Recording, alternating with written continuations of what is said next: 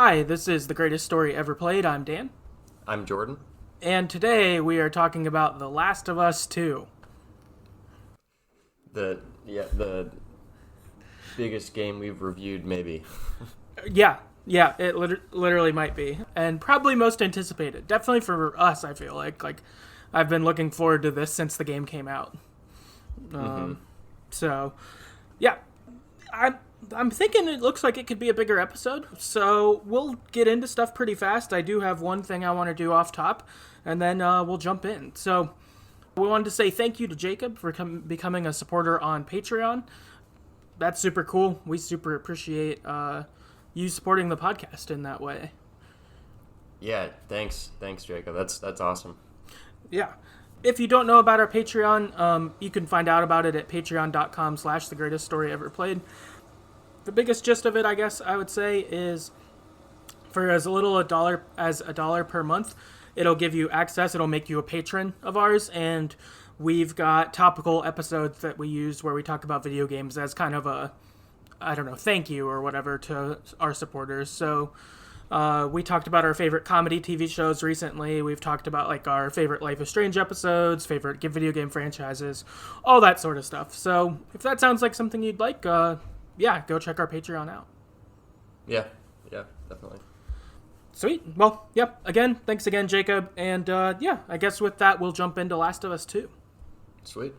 So, it's 5 years after their dangerous journey across the post-pandemic United States, Ellie and Joel have settled down in Jackson, Wyoming.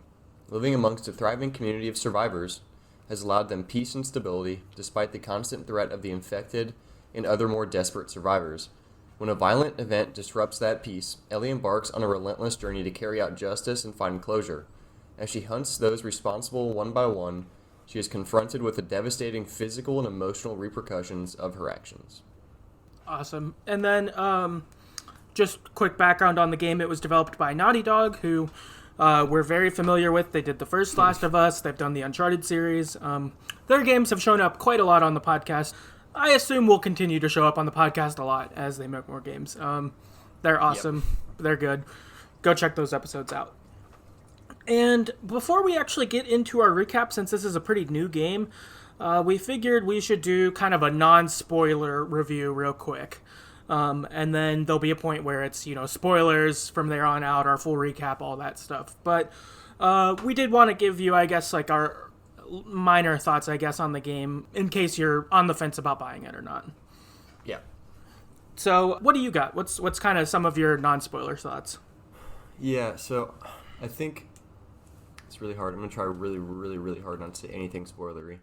But I think the story is really, really good. And the writing, the storytelling, I think is really, really well done. And so, yeah, I guess the way the game and the plot unfolds, I think, is really engaging, and I didn't see a lot of it coming. I think it was just a really well-told story, potentially even more than the first one. I'm not saying I think that the story's better than the first one, but I think maybe the way they describe it or the way it kind of unfolds, it might be better in my opinion. Yeah, sure. Do you want to go back and forth on these or just... You can just go through and then I can do mine. That's cool. Fine. Yeah, one point to the note, it's really emotional. There's a lot of feels you might get throughout it. Mm-hmm. So just that's something to keep in mind too. If you don't like to feel things, I might skip this game. And one thing too that's cool is I think, to me, playing the game felt much bigger than the first Last of Us. Like, the areas you could explore seemed bigger, and there was kind of more options as to what to do. It's definitely not open world, but each, setting or area felt bigger, and it seems like there's more things to, explore and more items to find and things to craft, I guess. So, to me, it felt just larger, like a larger game. Yeah, I agree. I felt like I was really surprised just being able to explore so much. It felt different, for sure. Mm-hmm. I guess my non-spoiler thoughts, one is I thought that this game was kind of what you'd expect in a Last of Us game.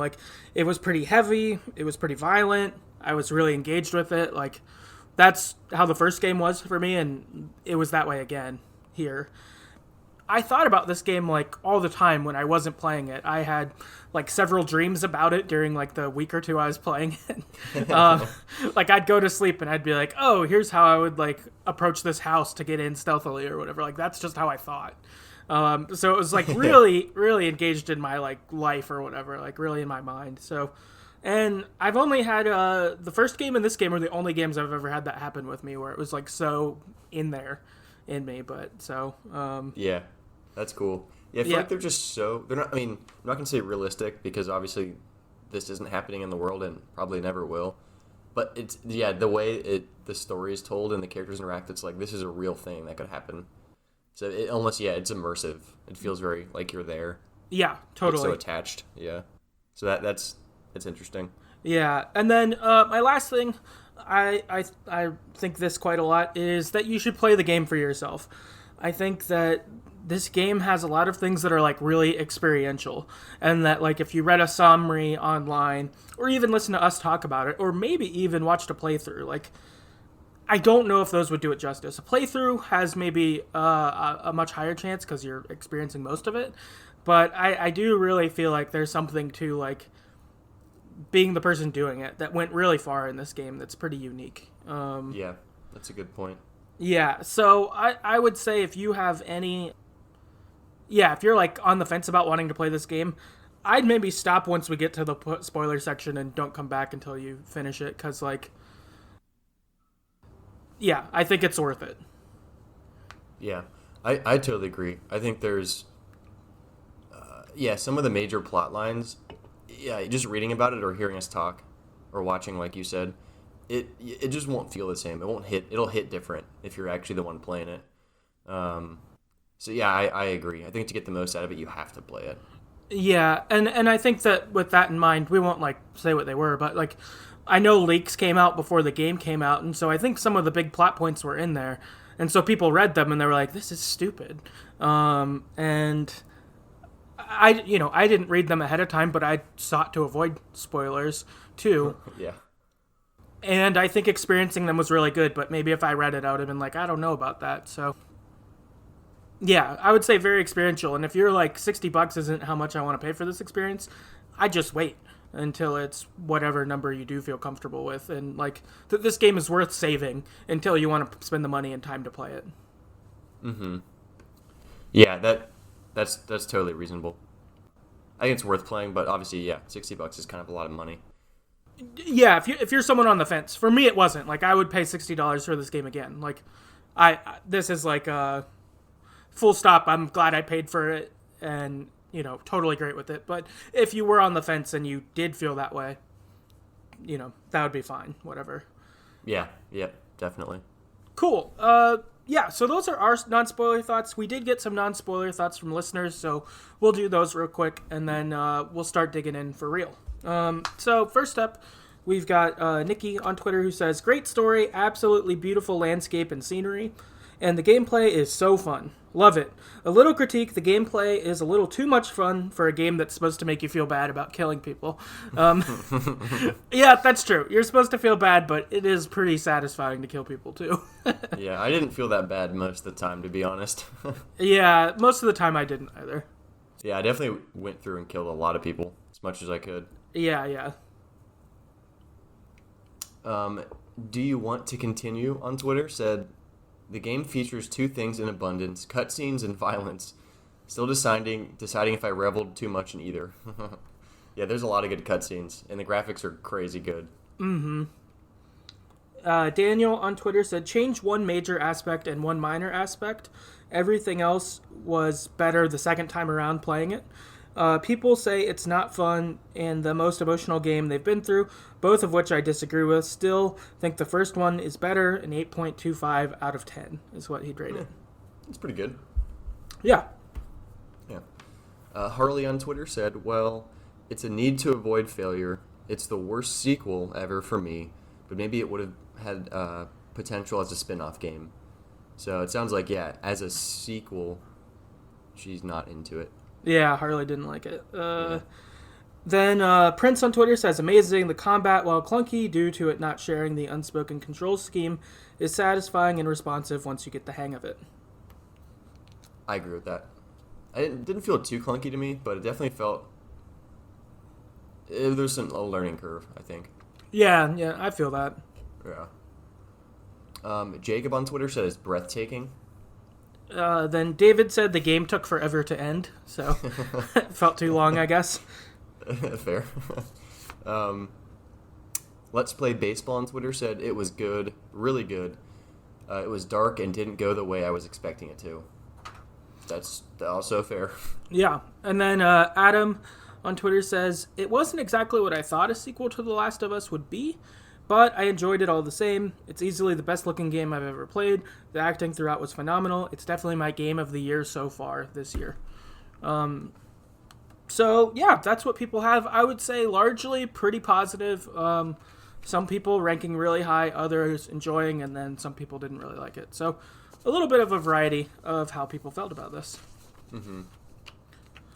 Yeah, from here, we will move into our full recap. So, full spoilers from here on out. If you haven't played, exit here for sure.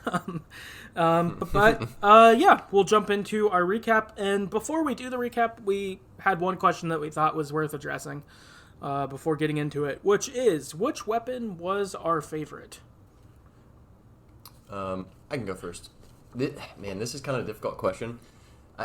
I think the weapon I used the most was just the regular pistol. So that would have been like, I don't know, like Ellie has like a snub nose and Abby ends up getting like a hunting pistol. So I think the one that's not those two, the normal one, ended up being my favorite. And I don't know why. I just think I liked, because it was like, you could put the silencer on it, which was really sweet. And then it ended up, I was really stealthy most of the time, so it was really perfect for me because it was one-shot head kill, which is really cool. So I think the regular pistol with the silencer on it was my favorite. Nice. Mm-hmm. I also, like you, went the stealth route. My favorite was the crossbow for Abby or the bow for Ellie. I really, really like those. And being able to craft your own arrows and bolts and stuff. Like, yeah. The way I played this game was way more stealthy than the last time. Last time I did a little more run and gun stuff. Here, it was like stealth the whole way. Yeah, that's what I ended up doing too. I think until the end, once I got in the end, I was really looking forward to seeing what happened. So I think I went a little bit, try to play a little bit quicker so I could see how the game is. So I think I did less stealth and more tried to run and gun, which didn't usually work, but yeah, it can get a little crazy for sure with that.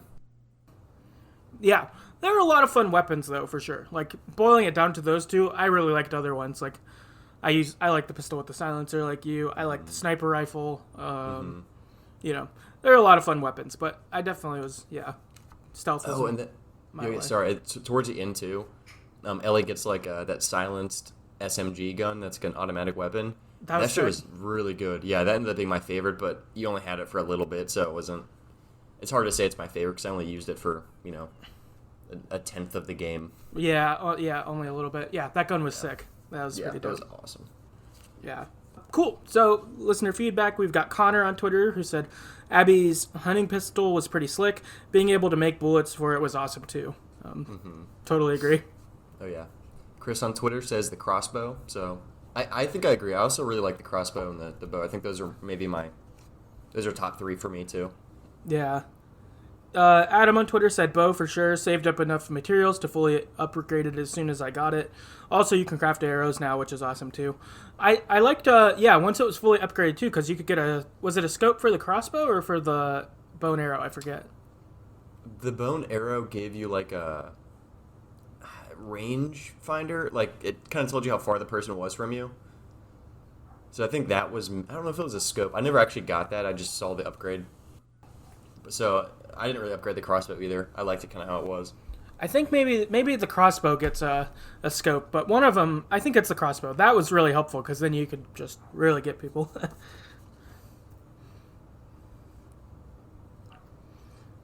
Sorry, I got muted for a second. That was really weird. Yeah, you're good. My bad. Can you just repeat what you said? Sorry. Yeah, the scope was sweet just because you could like see people and just get them. Yeah, that was really useful. Nikki on Twitter said, Abby's arms. Okay, but on a more serious note, Abby's crossbow and hunting pistol. Also Ellie's knife. Yeah, dude, the knife was super clutch. Yeah, not having to make shivs was a huge upgrade. I really like that. Mm-hmm. Yeah, that was really nice. Yeah, because in the first game, Joel, you had to make those little prison shanks, basically. Right. And they'd go out after like one or two stabs, so Yeah. you just had to make them all the time. Yeah, it was pretty annoying. Yeah. Kieran on Twitter said, might sound boring, but Ellie's knife, the stealth skills were awesome, and it was so much easier fighting clickers without having to worry about crafting enough materials for shifts. Well, what we said. Kieran was on point. Exactly. Totally agree. Yep, 100%. Prince on Twitter says, oh yeah, also the sniper because it kills shamblers in 3 fucking rounds when fully upgraded. That's pretty good. Yeah. Those shamblers sucked. Yeah, they really did. Druna on Twitter said the frickin' flamethrower. Also, Ellie's Forever Shiv was really nice too. Yeah. Oh yeah. Casual Opinions on Twitter says, definitely felt safest with the shotgun, but the hunting pistol was clutch too. I feel like the hunting pistol was just like a pistol version of a shotgun anyway, which is pretty sweet. Yeah, it was really nice. You could craft your own bullets, and it was really powerful. Like, you just wreck people with it. Yeah, one hit basically in the head. Uh-huh. Yeah. Larry on Twitter said Abby's crossbow.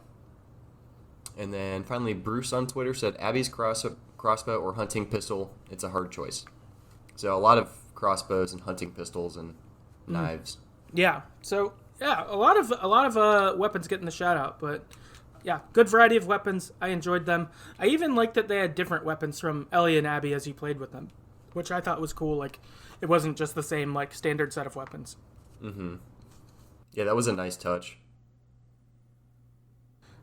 Cool. Okay, so now we'll get into our full-blown recap. So, game begins in Jackson.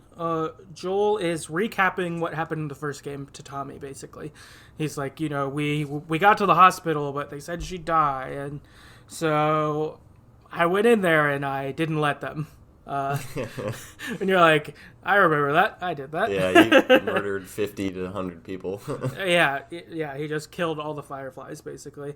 And we also know that Ellie doesn't know what Joel did. We knew that from the end of the last game when Ellie asked Joel as they're walking to Jackson, did you tell me the truth about everything? And Joel's like, yep. Yeah.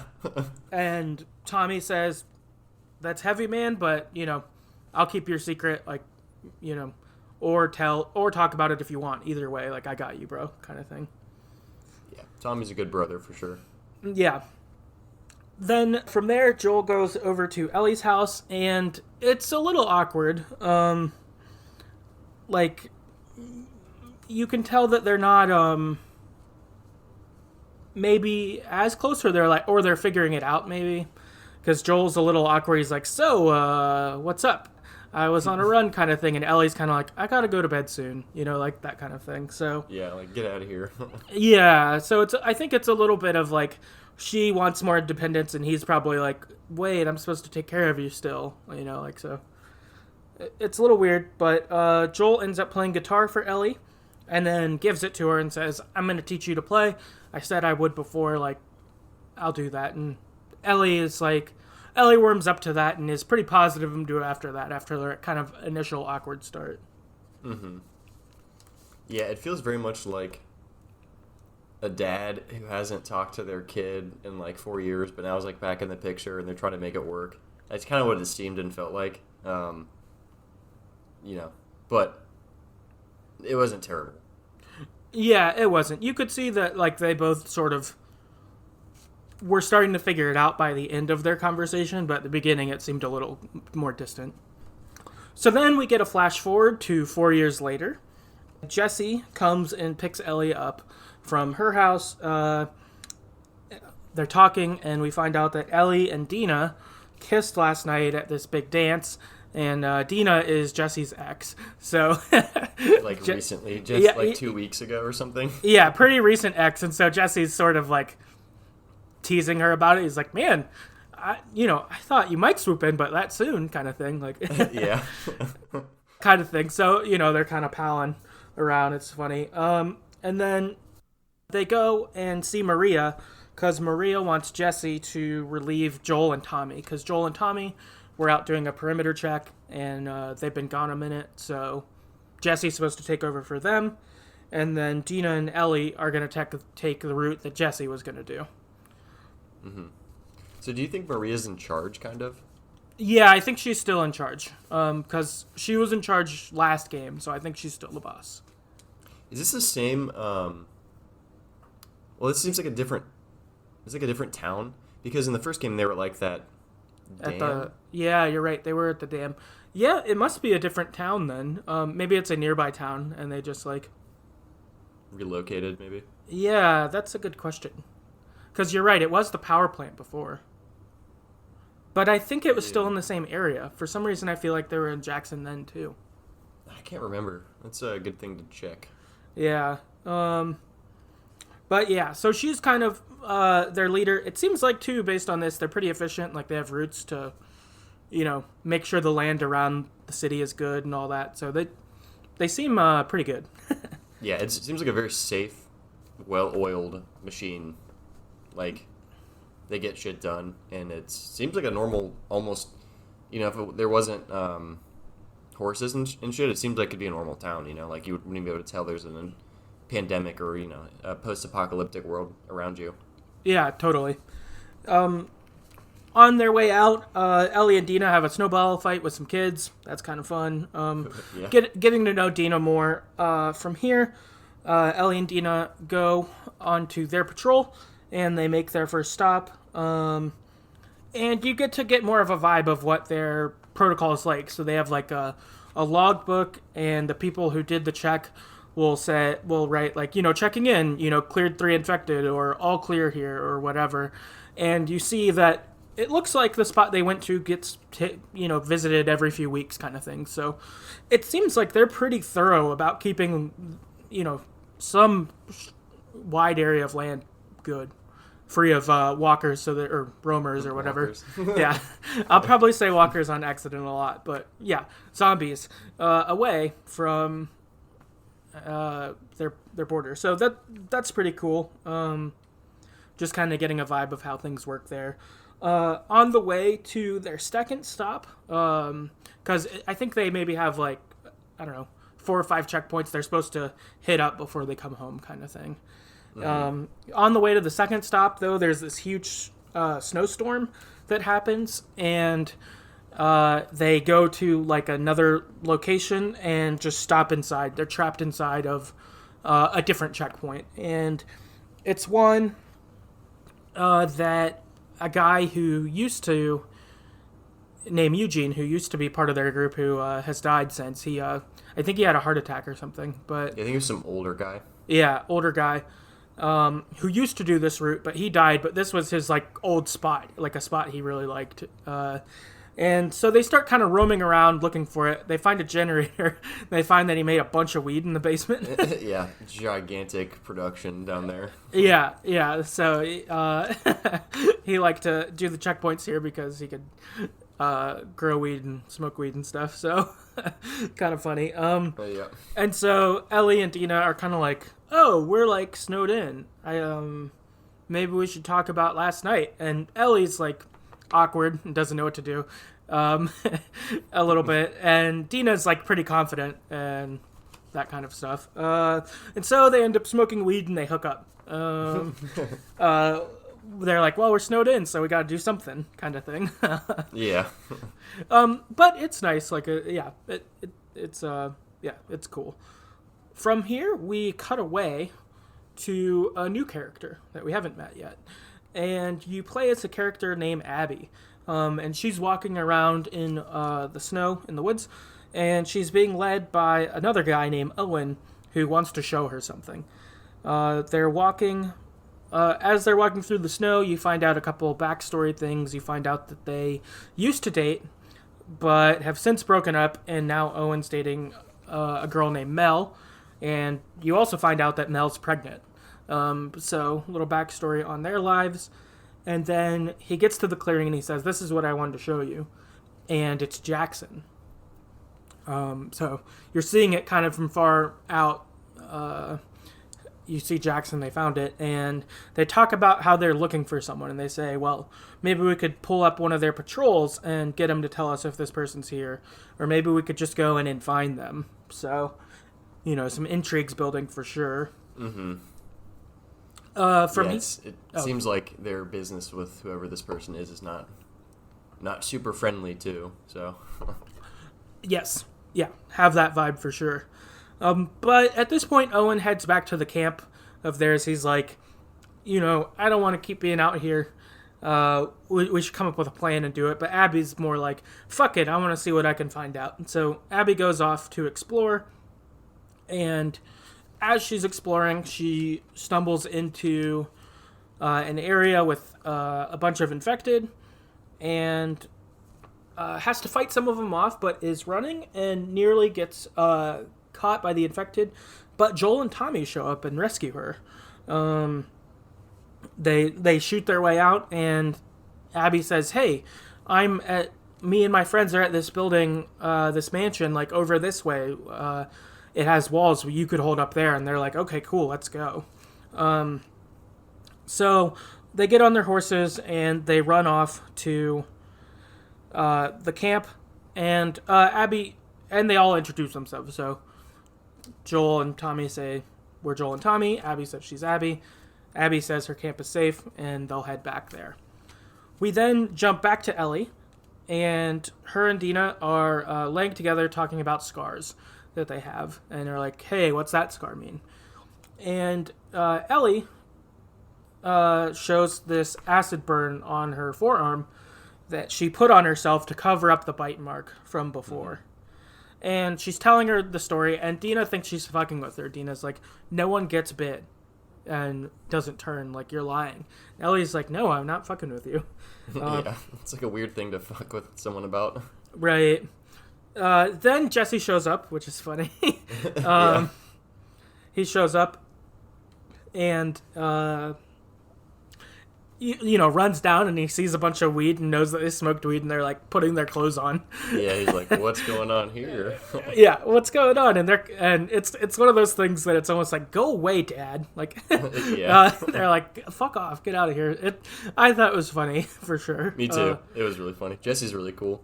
Yeah. It seems like the three of them are good friends. Like, prior to anyone dating each other, like they all seem to be good friends. And I'm guessing there's not a ton of people their age anyway, so they've probably been each other's peer group for a long time. Yeah, since they all got to Jackson, I'm sure. Right. But yeah, Jesse shows up and he says that Joel and Tommy never showed up at the location.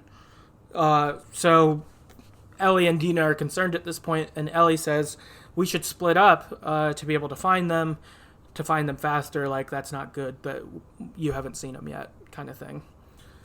So they decide to do that. We then head back to Abby, and Abby, Joel, and Tommy make it into Abby's camp. They introduce each other to Abby's group, and Abby then takes a shotgun and shoots Joel in the leg. Yeah, this sucked. Yeah, and Tommy gets pistol whipped. He goes down, and then Abby asks Joel, do you think you know who I am? And Joel says, I don't care, let's just get this over with. Yeah, it's awesome. yeah, very Joel. So then she hits him with a golf club. Joel's getting, like, wailed on a bit here. Yeah. And Tommy's been knocked out. Not a good scene. Then we switch to being as Ellie. Ellie arrives at Abby's camp, and she can hear screaming in the distance. And she makes her way into the room, and she sees Abby beating Joel with a golf club. Ellie gets tackled and pinned down, and Owen says, Abby, you have to finish this now before more people show. Your time's up. So then Abby gets one, like, final swing through the golf club, and Joel's dead. Yeah, so shitty, man. Yeah, it sucks. Yeah. Yeah, real bad. from here, and Ellie's just, pinned on the ground, just, like, crying and screaming, seeing Joel get killed, which is rough. Then one of the other people in Abby's group goes to kill Ellie, but Owen won't let them. He's like, no, we came here for him. We're done. Like, we're not going to kill the rest of these people. Which seems like that's like a cool thing to do, but also kind of dumb if you're trying to, like, do something covertly. So it seems like they're not terrible people, but they're also not good because they're killing someone. Right, yeah. So, yeah, it's interesting. You're like, okay, the dynamics of this group are a little different. Some of them would have killed, anyone who showed up, but, like, Owen seemingly wouldn't. So, yeah, it's interesting to see. So then they just knock Ellie out. After this, Dina finds Ellie and Tommy knocked out and, like, gets them. We then head back to Jackson, and in Jackson, Tommy stops by to Ellie's house to say, hey, we, like, can't go after them foolishly. We need to be smart about this.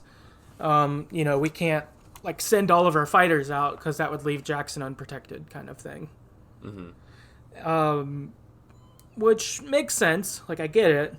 But Ellie, of course, is pissed. She says, this is Joel, Tommy. What the fuck, man? Like, are you just going to let them get away with this? And Tommy's like, no, they shouldn't, kind of thing.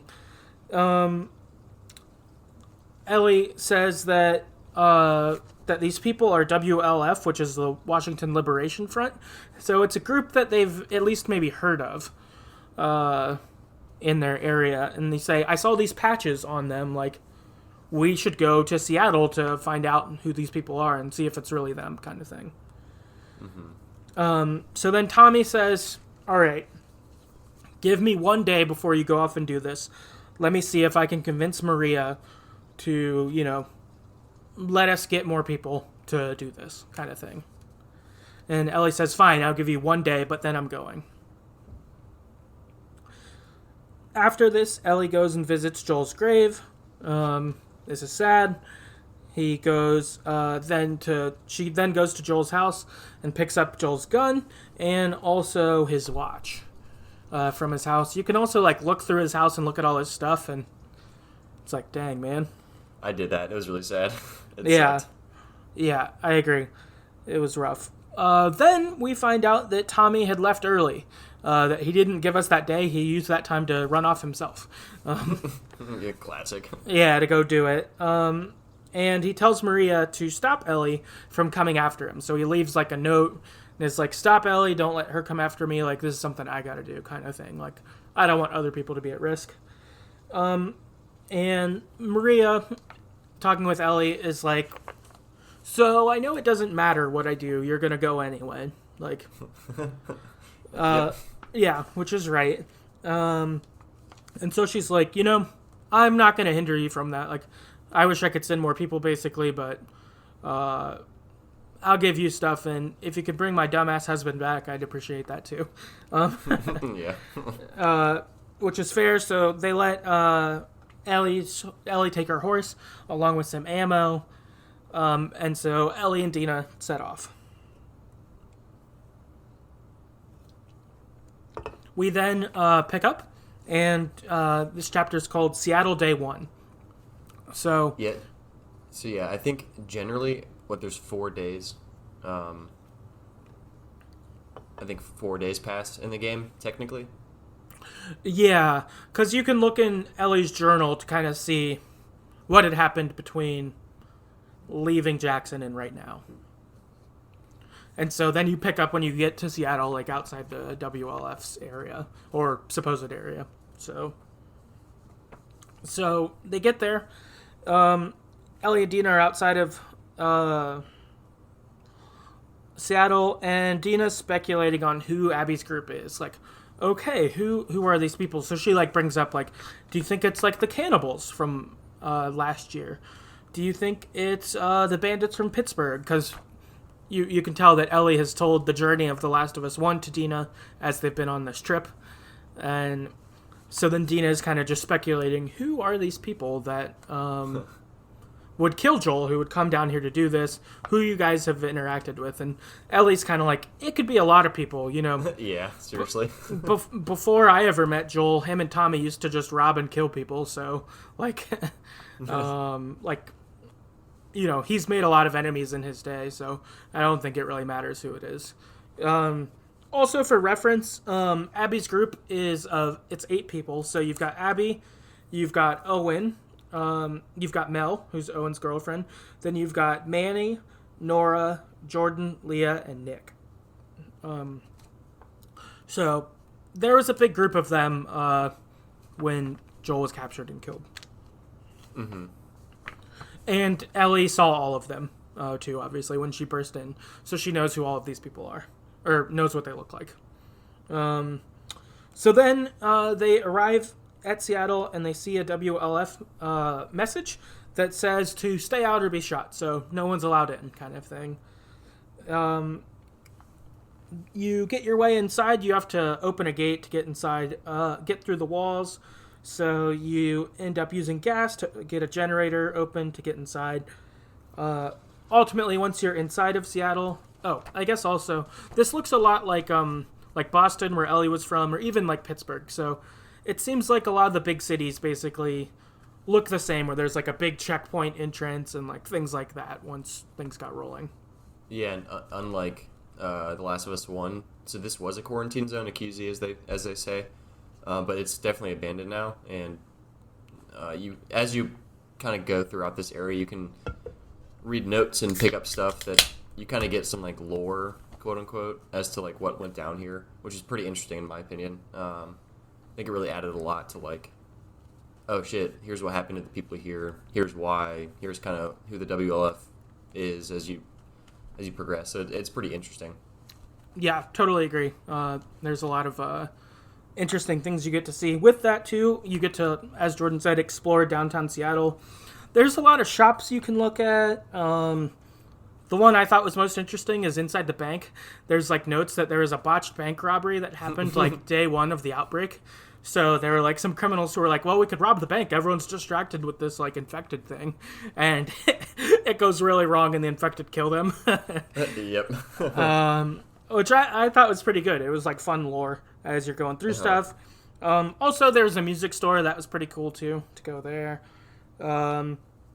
And then your kind of last major thing that happens in this area is you find a note that says the WLF have a post that's in this nearby hotel. And so we're like, okay, cool, we'll go there to see if we can find anything. We also see that the WLF are called the Wolves also, because you'll see spray paint that says like something about the Wolves or like that sort of thing. Yep. And you also find out, this is more of like a lore thing, but like Fedra, so they were like I forget what that stands for. Essentially, it was like the government or the... Maybe like Federal Relief Agency or something? Yeah, so it was like the military/government after the infection shit went crazy. So they were in charge of like the quarantine zones and I guess in charge of society, kind of like the police. And it looks like the WLF ended up fighting with them and driving them off.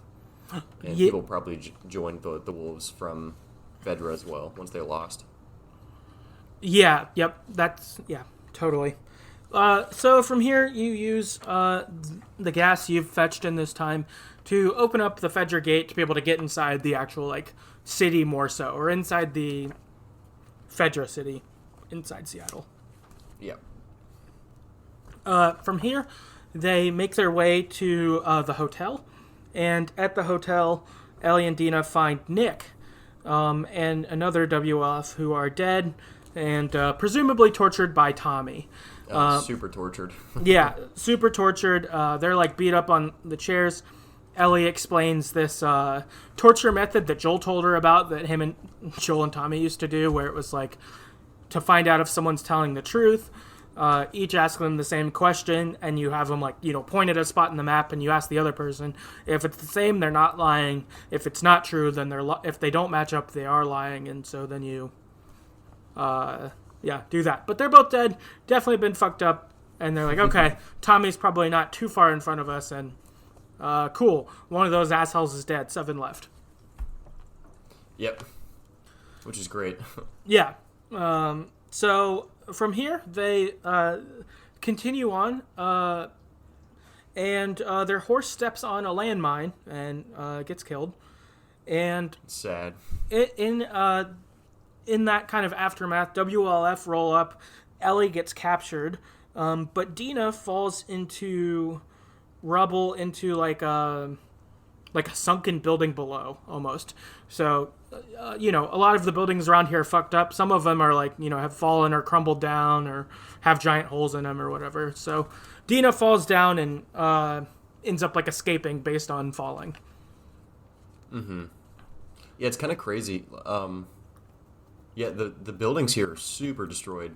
It's almost like a maze of destroyed buildings that are like kind of collapsed into each other, where you can get around to different buildings by going through other destroyed buildings. It's pretty crazy. I mean, and the longer you play the game, the more you see that. Yep. So it's kind of weird how I don't know how those buildings got destroyed. Like obviously Infected didn't destroy buildings necessarily, but it's just kind of crazy. Yeah, it's that like nature did it, I guess. Because what is it? Was the first game like 20 or 25 years post-apocalypse? Like most of the time? Yeah. I feel like it's in that range. Yeah. And 15 to 20 maybe? I'm not sure. And then this is like another 4+ on top of that. So 5 years, yeah. Yeah, so I'm thinking it's maybe 20 or 25 years since like the world, quote unquote, ended. So I wonder if shit just started falling. I don't know.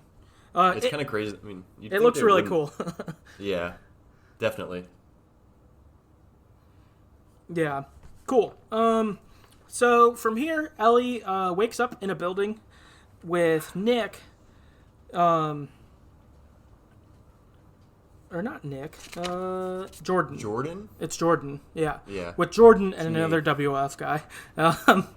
And they say that Isaac, the WLF leader, says to kill all trespassers. But Jordan's like, no, we're not done yet. Like, we gotta... I know her. We should find out what she knows. While those two guys are arguing, Dina ambushes them, and Ellie gets free, and then Ellie kills Jordan, stabs the shit out of him. Yeah, it was awesome. While he's trying to hurt Dina, which is pretty dope. On it, we also see that Jordan has a note and a Polaroid of his girlfriend Leah's boobs that says that she was at the TV station, and it's like, hey, I'm going to be at the TV station for a little bit. Hopefully this tides you over or something. So that was kind of funny. But it also gives us our next lead. They're like, okay, cool. Let's go find Leah. So on the way to the TV station, they see, I guess what I would best call is like religious propaganda. So they see other spray paint that's like, the mother guides us, or like that kind of shit. Yeah, it's some weird, real weird, culty religious shit. And then so you kind of get you start to kind of see there's a bigger battle going on between the WLF and then whatever this religious sect cult thing is. So yeah, they become way more important as the game progresses too. Right. Yeah. So at this point, you're like, all right, Seattle's fucking weird. What's going on? Then you make it to the TV station, and you find all of the WLF are killed, and they're all strung up, which is pretty crazy. They're all like strung up with like rope, and then their like guts are cut out. Yep. And so you're like, brutal. all right, this is like, this is some fucked up shit. Like, so concerning. We also see more religious propaganda. They've got like a triangle looking symbol that they use, right? It's like a weird, I don't know. It's kind of hard to describe. Yeah, you should look up a picture, but you see more of it, so you're like, okay, these culty people don't like the WLF, but they're maybe more brutal than them. Like, you're like, all right, seems like it. Hopefully we don't see them, kind of thing. You also find Leah's dead body among these, and it's like full of arrows. and you see that she's got photos of all of her friends. So you look, and you see all her Polaroids, and so you're like, that's Abby, that's Owen, that's Nora. So it gives you the names of all the people you're looking for. Now you have their faces again. Yeah, which is great. And so also by this count, 3 down, 5 to go. So again, I was feeling pretty optimistic. I'm like, all right, I hope I don't run into this cult, but I'm glad that I'm on my way. Yeah, they're helping out with taking out some of these people too. Right.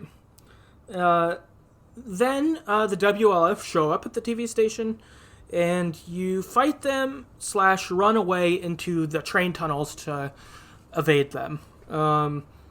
And when you get into the train tunnels, there are a lot of infected people down there. There's spores in the walls, so you gotta put your gas mask on. And you also have to fight shamblers for the first time in this game. Suck. They suck. They're really hard. Yeah, it was challenging and just kind of scary being in the dark. I think anytime you go down in some basement or dark house or tunnel, it sucks because there's infected down there. But I think one of the things that was cool about this is I think the WLF comes down there as well, so it's fun to throw. So you throw glass bottles, and you can use the infected to attack that WLF. It's pretty funny. Yeah. Just cause chaos. Yeah, I really like that. It's cool. I'm gonna let you guys do my work for me. You can kill them, or the WLF spread out and you sneak up behind one to shank them while the infected are chasing the other ones or something. You're yeah. Cool. This is fine with me. Yeah, it's I'm just stirring the pot here. Yeah, I really like that. That's super satisfying. And while they're down there, so you have to kind of make your way through the tunnels. It's scary. But during the escape of the tunnel, Ellie's gas mask gets broken. And Dina tries to take hers off to share it with Ellie. And Ellie says, no. She gets her to stop. She's like, no, I'm immune. I can breathe the spores. Look, I'm fine. I told you I was immune. Don't take your mask off. I don't want you to get hurt. They end up making it out of the doorway. You have a really intense chase scene out of here where you run through the spiral doors to get out and stuff, and it's fucking tense. You've just got a horde chasing you. Yeah, there's a couple things like this in this game, but this one was particularly kind of scary because it's early on, so you're still I don't feel comfortable fighting infected yet, really. I need to get kind of build back up to it. So yeah, this one was especially scary. Yeah, I had a lot of adrenaline for sure playing this part. But they make it out and they're just fucking beat. They're like, Jesus Christ, that was insane. And there's an old movie theater by them, so they go in there and check the place. No infected. This is a good spot for us to hold up. And Dina is super shocked that Ellie's immune. She's just like, how can you be? No one's immune. That's not a thing. And Ellie's like, I know. I am. I told you before, but you didn't believe me. And Dina's like, yeah, idiot. How could I believe you? That's so crazy. But they're like, oh. And then Dina says, I think I'm pregnant. And she's physically not doing well. She's really beat by this more than she probably normally would be. Due to being pregnant, it seems. So she's she's gassed for sure. Yeah, she's gassed. Tired and weak. Yeah. She makes a joke that it's not Ellie's, which I thought was pretty funny. Yeah. I thought that was good. Yeah. But Ellie is kind of pissed at Dina for this. She's like, why the fuck did you come? If you knew you were pregnant, you shouldn't have even come here. Now I have to worry. Now I have to take care of you too, kind of thing. So yeah. Ellie's a little bit mean. Yeah, yeah, because Dina says something about I didn't want to be a burden. Yeah. Ellie's like, well, now you are. Yeah, yeah. So a little intense.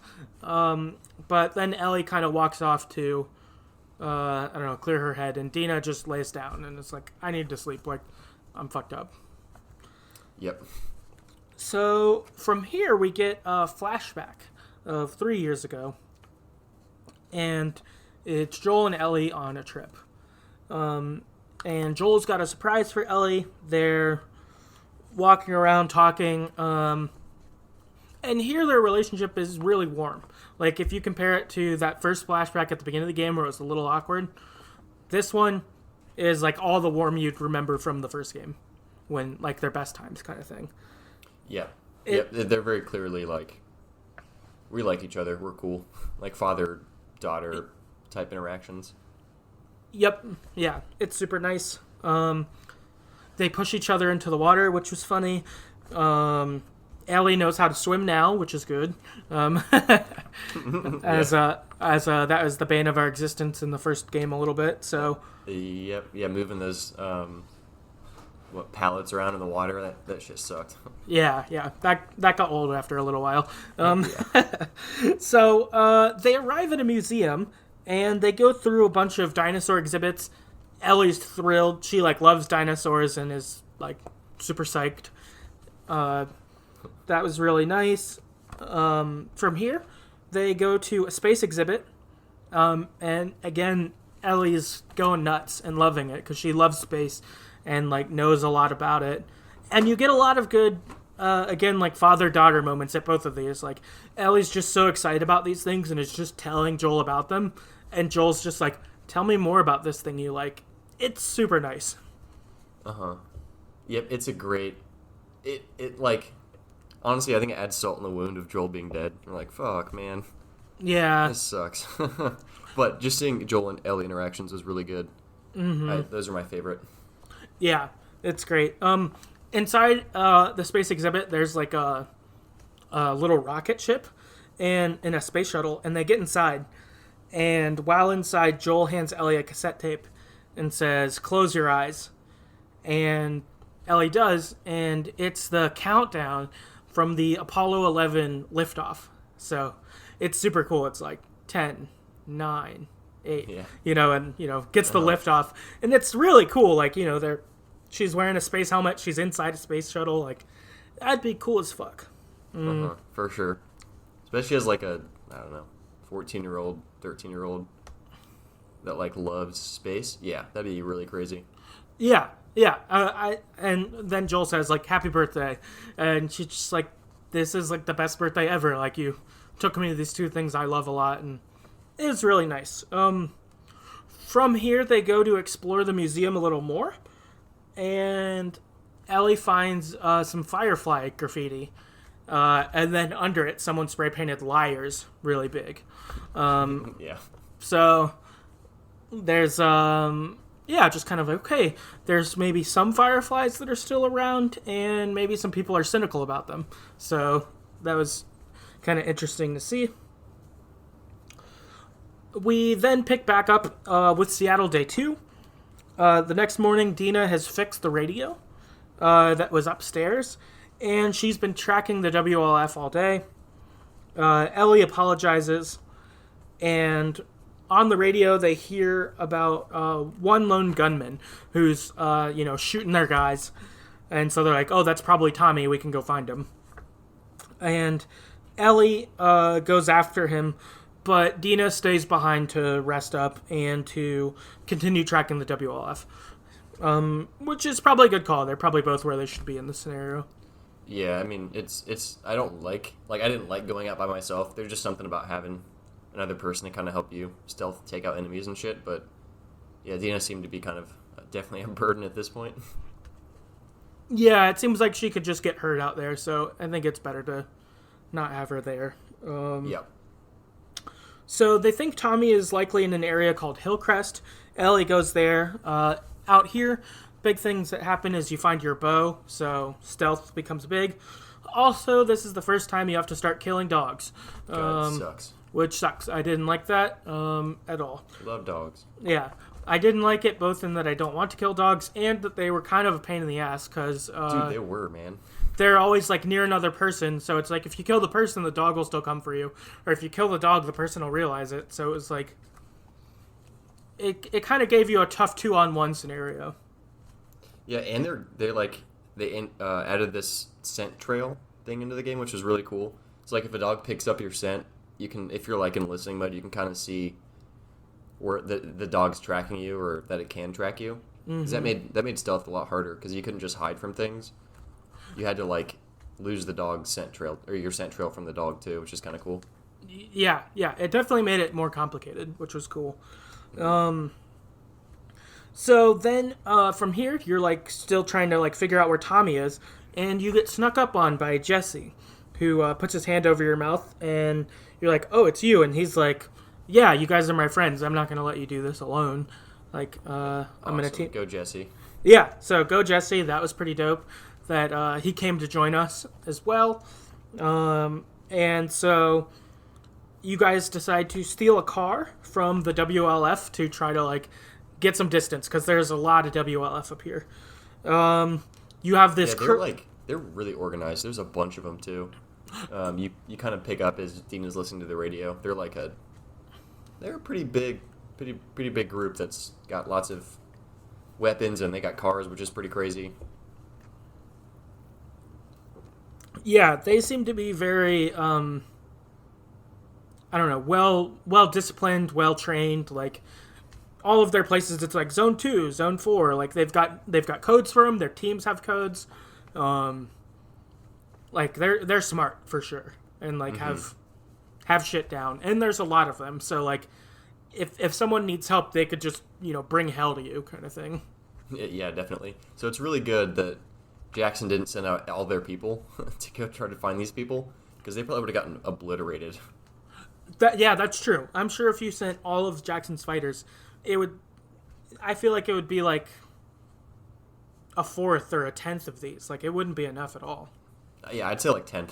After later in the game, you kind of see bigger scale, and it's like, what the fuck? This is crazy. Yeah, I just don't think it would work. So yeah, no. Pretty crazy. But you steal a car from him to try to get away, and you get this crazy-ass chase scene that ensues. There's cars going alongside you, and you're, like, trying to shoot the drivers. A bunch of infected show up. Like, it's totally fucking bonkers. Yeah, it was a lot of fun. Yeah, it was. Yeah, it's a lot of fun. Ultimately, during this escape, you crashed the car into the river. So, you didn't get very far, but caused a lot of chaos, for sure. After this, after crashing in the river, you get out of the river, and you just head back to the movie theater. And you get back to the movie theater, and Dina's super happy to see both of them, of course. And you get a moment where you kind of wonder if Ellie's feeling a little bit insecure about Dina being excited for Jesse and wanting to, like, take care of his injuries and stuff. Yeah, and now knowing that Dina's pregnant with, probably, I assume, Jesse's kid. Yep. You're like, oh man, they're going to be bonding again. Right, same. It's like, okay, what does this mean for their relationship or our relationship or any of those? So you get a little sense of Ellie being like, all right, I don't know what the future is going to mean with this. This is a little intense, or uncertainty. From here, we get another flashback to 2 years earlier, and it's Tommy and Ellie clearing out the infected. You get some sniper training. It's pretty fun. Yeah, it was really fun sniping. It was pretty difficult because like the bullet would drop every time, but it's also really powerful. So it was really cool. Yeah. As they got like farther and farther, it was like you had to account for the angle, which was cool. And we get the vibe here at this point too that Ellie and Joel are more distant at this point. Tommy's like basically trying to get Ellie to talk to Joel, and Ellie's like, Joel can talk to me if he wants, Yeah. And ultimately, Ellie and Joel end up going on a mission together to look for guitar strings. Joel, it's kind of a, hey, we should look for guitar strings because you need new ones probably. But then also like, well, we haven't like cleared this area for a little bit. So Tommy kind of gets them to go on a mission together to get some like bonding time. Yeah, he sets it up. That's yeah. funny. Yeah. So they do their mission. You fight some infected. I think you fight a shambler. I think you fight a bloater too. Yeah. First one. Yeah, you're right. So you get some intense fighting for sure. But then ultimately the kind of big thing that happens here is you find two teenagers who were a part of Jackson that ran away last year, but they had since gotten bit and died, and you find their bodies here. And they leave a note that says, like, you know, we thought Jackson was great, but we knew that there were people out there who needed help, so we wanted to be help. Instead, though, we didn't make it a few hours before we got bit, and we, like, totally fucked up. That's crazy. Yeah, so it's kind of sad. Yeah. But it, I don't know, I guess blows what's been bothering Ellie over, which is she's upset about the Fireflies, about what happened. She says that she's never met another immune person. Like, if these people were immune, they wouldn't have had to die. Like, why is it just me? And ask Joel, why did you take me out of the Firefly Hospital while I was unconscious? I had so many questions I wanted to ask them. You know, because Ellie, when she got to the Firefly Hospital at first, was unconscious, and then she just stayed unconscious that whole time.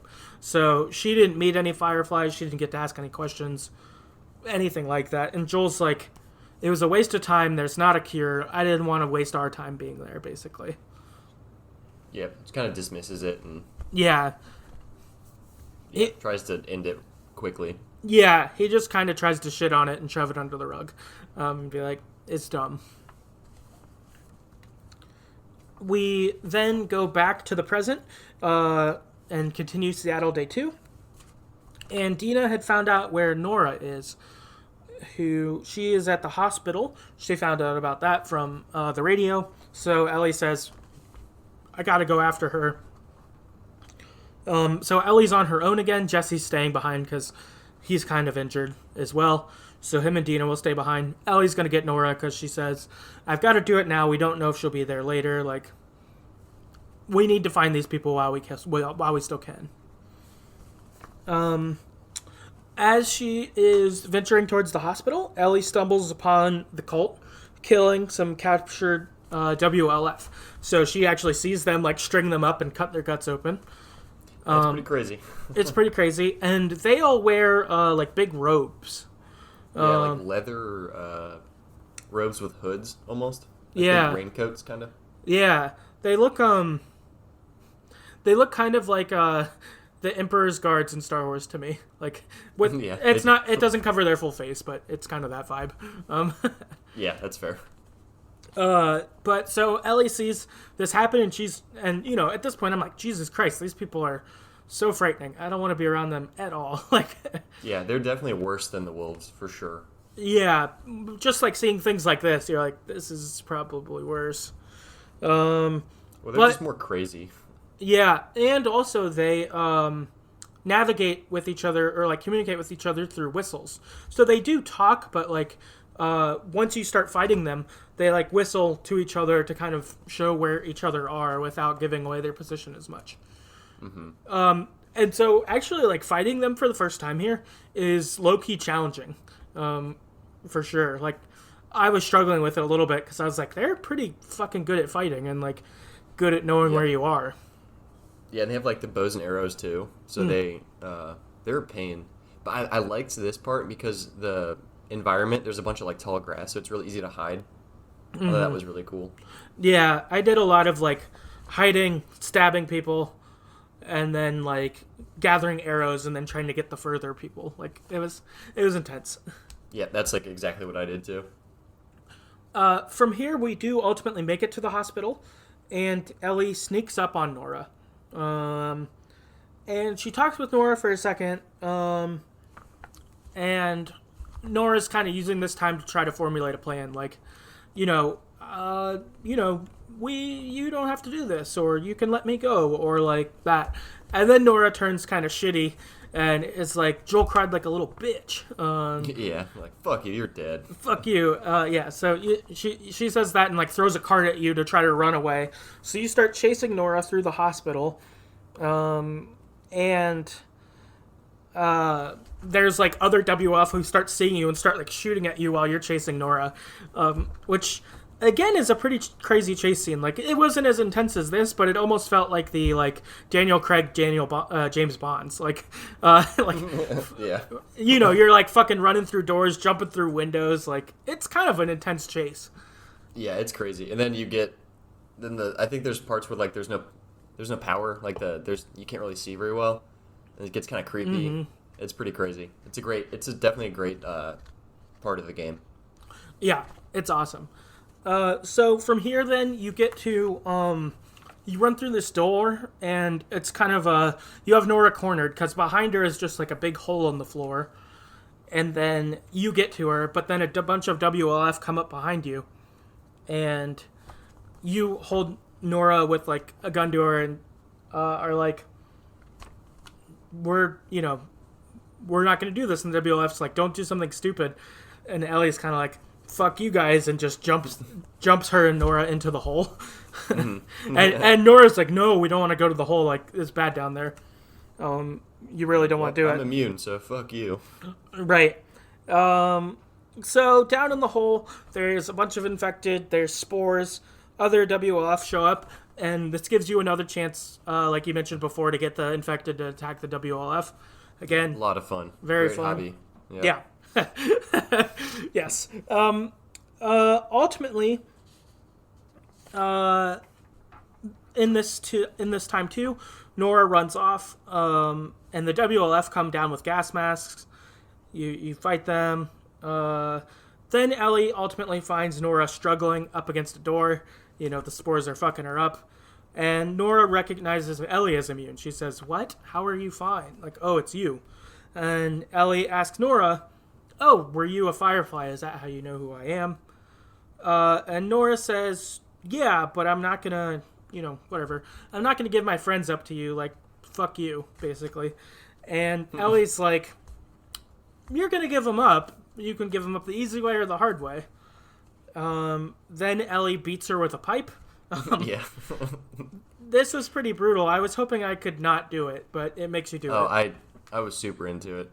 I didn't want to. It felt too brutal. Yeah, it's like, nah, but you're well, after she said that shit about Joel, I was like, nah, sorry. yeah, that's fair. I was like, I don't know if I want to do this. But had to. After this, Ellie arrives back you get a cut forward. Ellie arrives back at the movie theater, and she's covered in blood. Yep. And she's like, Abby's at the aquarium. I know where she's at. So Nora obviously talked after a little while. Pretty brutal. Yep. Definitely very brutal. Mm-hmm. So she gave her friend up. So that's good for Ellie, I guess. Bad for Yeah. Abby. Yep. We get another flashback. It's 2 years earlier, and it's Ellie at the Firefly base from the first game, the hospital. As she's looking around, she finds some lab notes about her. She sees like a scan of her brain with the cordyceps around it, because that's what happens when you get infected. Mm-hmm. She ends up finding a note about the Fireflies disbanding. And she also finds a tape that says it wouldn't make a difference if we found someone else who's immune. The only person who could have made the vaccine is dead now. So the doctor who was killed in the first game was really good at what they do. So even if you could get Ellie back, it wouldn't matter, kind of thing. Just crazy. Yeah, and crazy hearing the Fireflies disbanded. Like, after this, they're like, let's go our separate ways. And you find out that, like, some of them were going to join a group in this town. Some were going to go elsewhere. But the Fireflies are basically over at this point because of this. Mm-hmm. After this, Joel shows up, and Ellie tells Joel, "Tell me the truth or you're never going to see me again. Like, what actually happened here?" And Joel says, "Making a vaccine would have killed you. So I stopped them." At this point, Ellie cries a bunch and says she's going to go back to Jackson because she promised she would. But her and Joel are done. "I never want to talk to you again." It's just super brutal, man. Mm-hmm. Obviously, they do end up talking, but it's definitely really sad.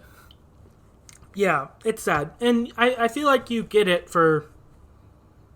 Like, it makes sense for both of them. Like, Joel's like, all right, I gotta finally tell you the truth. Like, he has to. But then for Ellie, like, it makes sense that you would be mad about this. Like, I get that, too. 100%. Yep. Lied to for, what, 3 years, 2 years? Yeah. Took away her purpose, all that kind of stuff. Right. Okay, so now it is day 3 in Seattle. Ellie and Jesse head to the aquarium in hopes of finding Tommy. So their kind of thought is, maybe we'll find Tommy, maybe we'll get Abby, maybe we'll just kind of get all of this taken care of. On the way, they hear WLF talk about a sniper at the marina, and Jesse wants to go after Tommy because they're like, okay, that sniper's obviously Tommy. But Ellie wants to go after Abby still. She's like, Tommy can handle himself. That's cool. I want to get Abby. Which is kind of shitty because Ellie agreed before this that they just need to find Tommy and then go back to Jackson because Dina's having a rough time. It was like, come on. I mean, I get it, but you're going back on what you said you'd do. Right. Yep. I felt the same way. It was kind of like, I get why you're doing it, Ellie, but it is a little shitty. Yep. So then from here, Ellie steals a boat from the WLF and takes it through the flooded streets of Seattle, which I thought looked... They're super flooded. And it's so fucking cool. Yep. I really, really like this part of the game. Like, I thought just seeing, like, part of Seattle underwater and you're, like, taking boats through buildings and shit. Super cool. Yeah, I love, in the first one and this one especially, just the post-apocalyptic way they show cities is really, really cool. Mm-hmm. Yeah, they're really good at that. So then the boat is flipped just outside the pier, and Ellie ends up swimming the rest of the way. Ellie makes it to the aquarium from here, and sneaks inside the aquarium. She kills their dog, Alice, which sad. Didn't like. Yeah, Alice was cool. Well, you'll find out more later about Alice, but... Yeah. Then she makes her way into a room, and she finds Owen and Mel there arguing. And she has them held up, and her goal is to, like, do the same thing that Joel and Tommy would do. Yep. But I would say it's maybe less of a good goal because they're not, like, bound. Like, she should have probably got them more secured instead of letting them just stand there. And hell breaks loose. She ends up killing both Mel and Owen, both dead. Ellie then realizes that Mel's pregnant. Pretty fucked. She's pretty pregnant. So Ellie like throws up and is really fucked up on it, which makes sense. Like, Dina's pregnant. You're like, Jesus Christ, like, this is wrong. Like, it feels pretty bad. As Ellie's kind of like, oh fuck. Jesse and Tommy show up, and they get Ellie and they leave. But Ellie leaves her map behind in her, like, distress. Foolish. Yeah. She was just, like, pure feeling fucked up there, like, after killing Mel, it seems. So then you are back at the movie theater. Tommy and Jesse are planning a route home, and Ellie's upset that Abby gets to live. It's like, I've killed all of her friends at this point, pretty much. But, Abby's the one that killed Joel. I hate that she gets to live, but Tommy and Jesse and Dina, I think, have basically gotten her convinced that we just need to get out of here, like, get safe for Dina. We did what we could, essentially. But this is the right time to call the game, so to speak. Yep, which is totally reasonable. Yeah, it makes sense. Tommy... Especially after Ellie kills a pregnant lady. It's like, all right, come on. Yeah. Yeah, so then Tommy goes to the front of the theater, and Ellie and Jesse hear some commotion. They run out to the front to see what's going on. Jesse gets shot in the face by Abby as he runs through the doorway. Crazy. Yeah. Super crazy. So intense. And Abby has Tommy on the ground, and Ellie surrenders and is like, let Tommy go. Like, I'm the one you want. Joel did that because of me. Like, I'm the one who got bit. I'm the one who was immune. Like, deal with me. Let my friend go. Like, any of that. So, which is kind of crazy because she's been doing the exact opposite with all of Abby's friends. She's been killing them all. Yeah, that's totally true. We then get a flashback from here, and it's Abby running in the woods. A flashback to 4 years earlier, and it's Abby running in the woods looking for her dad, and she finds him as he's tracking a zebra, which is pretty crazy. Yeah. And they find a zebra that's caught in some barbed wire, and Owen shows up, and they free the zebra together, like holding it still while the barbed wire gets like cut out of it so it can go away. Escape. They free the zebra, and Owen says, "Hey, that girl with the bite marks has shown up. Like, you should do something." And so Dr. Anderson, that's Abby's dad, and Marlene are talking about Ellie, and the doctor says, Abby's dad says that doing the vaccine, making the vaccine, doing this treatment, it will kill Ellie, but like it could save millions. We should do this. And we see Marlene reluctantly come around, and she says, "Fine, you can do this." Which is kind of surprising. From the first game, you don't obviously see any of this interaction, but you kind of get the impression Marlene's like, maybe would agree with Dr. Anderson immediately, but she pushes back pretty hard for a while. She's like, "What if this was your daughter? What if this was Abby? What would you do?" He doesn't really answer, but yeah, she's like, "I don't know, man." Yeah. Then we hear alarms going off. Abby runs into the operating room, and she sees that her dad's been killed. He's on the ground. She like breaks down crying. And then we get a like quick fast forward to Abby killing Joel, but letting Ellie and Tommy go. So this is pretty intense. Just getting that backstory, kind of knowing who Abby's dad is now, and being like, okay, that makes sense why you'd have a revenge mission here. Yep, and then you're like, oh man, this is like what Ellie's been doing too. It's kind of, you see the parallels almost. Yeah, totally. This made me feel bad for the first game, because I thought I remembered thinking when I played the first game, I don't give a fuck if this doctor has anything to do with this. I'm killing everyone here. When we were Joel, like I was full like seeing red, I kill everyone kind of thing, and I was the same way. I remember feeling that way, but then I went back and I listened to our podcast episode from the first one, and those exact words were what we said. We were like, I don't care if he doesn't have anything to do with it. Fuck him. Like, I was excited to run in and blast him down. So I felt a bit worse about that now. Like, yeah. just seeing, that he's a person on the other side or whatever. Like, not just the guy who was going to hurt Ellie. So yeah, I think what's crazy is that they can make you switch like that. And I'm sure we'll get into that more as we continue this, but they do. This is one of the reasons why I think the storytelling is so good, because they do a good job of making you hate Abby in the beginning, and then you're like, oh, okay. I don't like her still, but I understand more. Right, yeah. It kind of gives you that understanding from this. So you get that flashback, and you're like, oh, yeah, I get why you had your own revenge path before this. So then it's Seattle Day 1 again, but you play as Abby. Which puts into motion a pretty interesting thing in that you play as Abby for quite a while from here. Yep.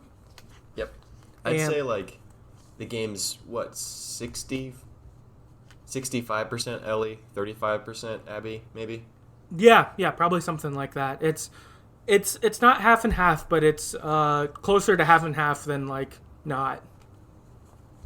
I didn't expect that. It was pretty crazy. Yeah, me either. Which is, it was pretty wild. So now you're playing as Abby. Manny wakes Abby up because they've got to go off to the front.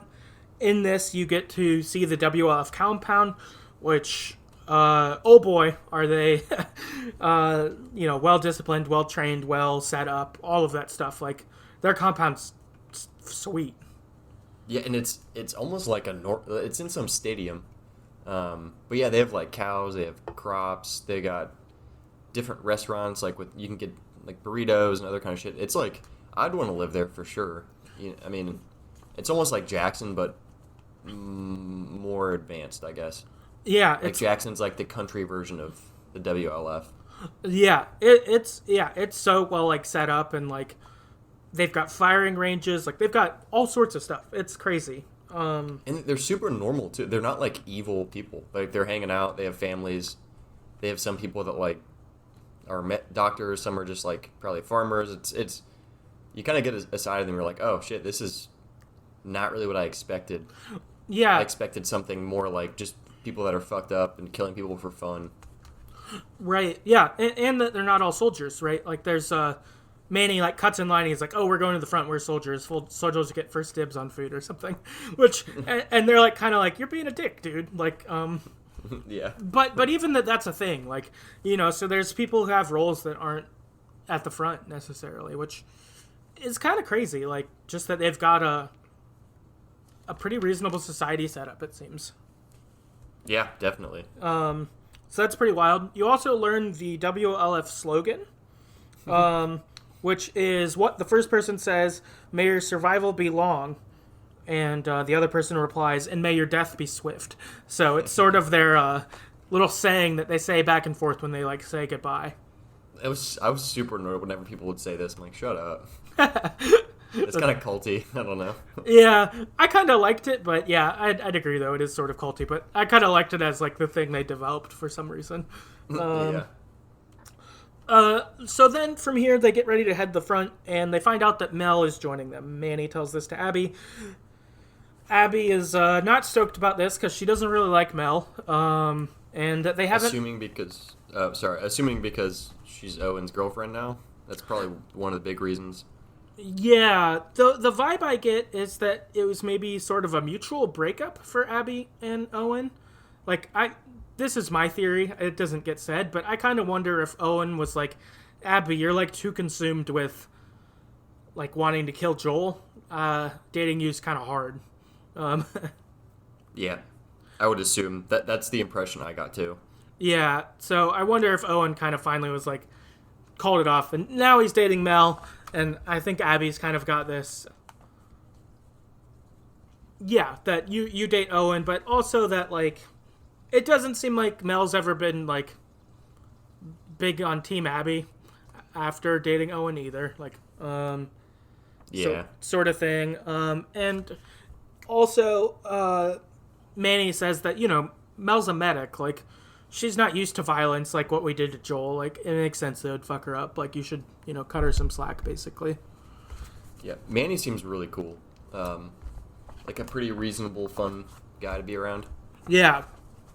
Yeah, I agree. He seems like a fun dude, for sure. Also, you see that he's like a big-time player. Like, he's talking to all the people. all the women. The weather lady and the nanny. Something else. Yeah. Yeah.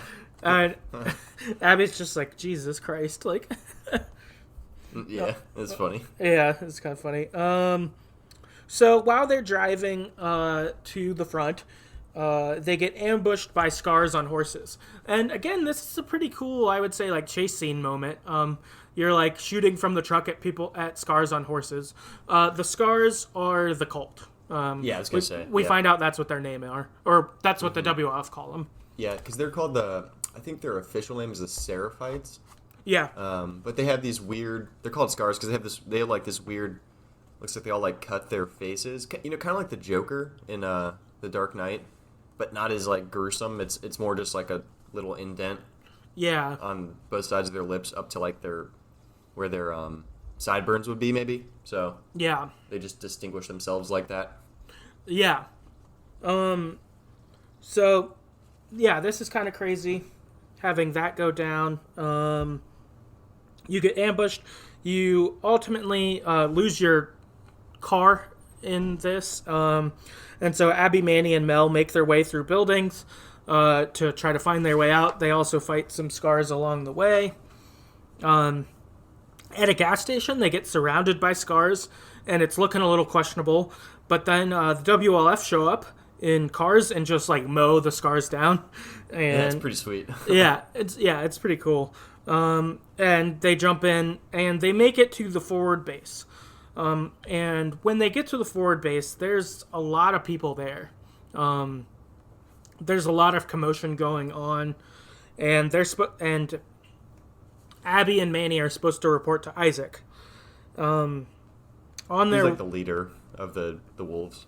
Yep, yeah, he's their leader. From here, Nora shows, before they go see Isaac, they go find Nora, who's working at the hospital here.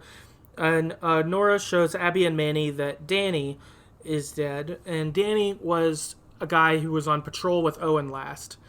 And they're like, where's Owen, though? And she's like, I'm not sure, but I wanted you guys to know, don't tell Mel yet, though, because we don't know what's up with Owen. But since Danny was with him last, it's a little sketch. Yep, definitely not great. Yep. Abby and Manny go to find Isaac, and he's in this, torture chamber, where he's got, some different scars, strung up to torture them, which is pretty bad. Also, I felt like this was that balancing side, too. Okay, we saw the scars, cutting people's guts out. This is pretty fucking bad, too. And there was a guy that Isaac was working on, and the guard who, gets Isaac for you, Isaac's hands him a stick, and he's like, don't let him fall asleep. So Isaac's been just poking him to keep him awake for hours and hours and hours or something, which, brutal. Yeah, pretty brutal. So yeah, you definitely see a side where these people are maybe more quote unquote civilized, but they're not great. Right, yeah, they'll still do shitty stuff. To get their goals accomplished, which, you kind of understand, but at the same time, it's pretty fucked up. Right, totally. So Isaac, though, lays out his plan to them. He says there's a big storm that's coming in a few days. I want to attack the Scars Island under the cover of the storm, because I guess the Scars have kind of a main island as their base. We're going to make a big attack. We're going to end this once and for all. I want to kill them all. Then we won't have to deal with this anymore. And he wants Abby and Manny to lead the first wave. So you get from here that Abby and Manny are some of the top soldiers for the WLF, since he wants them to do this. They're obviously good soldiers, I guess, for him. Mm-hmm. Abby asks about Owen, and Isaac says that Danny told him that Owen shot Danny while he was defending a scar. And that Danny was shot in the stomach, and he walked all the way here to be able to tell what Owen did, kind of thing. And Abby's that's crazy. Mm-hmm. And Abby's Owen wouldn't do that, and you can't let people know about this. People would just kill Owen for that. And Isaac's well, stop talking about it. And I'll give Owen a fair shot if he shows up. I'll hear his side of the story, but we might have to kill him. And Abby wants to go and find Owen and be like, let me find him. And, I'll find out what really happened. And, we'll be okay. Owen's a good guy. And Isaac says, no, not doing that. Not doing that. And that... Yeah, because they have, the invasion coming up, in a day or 2 days or something. So he's like, we can't afford for you to go do something crazy. We need you here and leading people. Yeah, I need you as... you're key in this. I'm not going to let you go do that.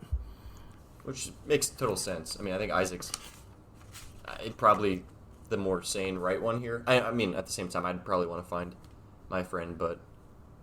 it could wait, I guess.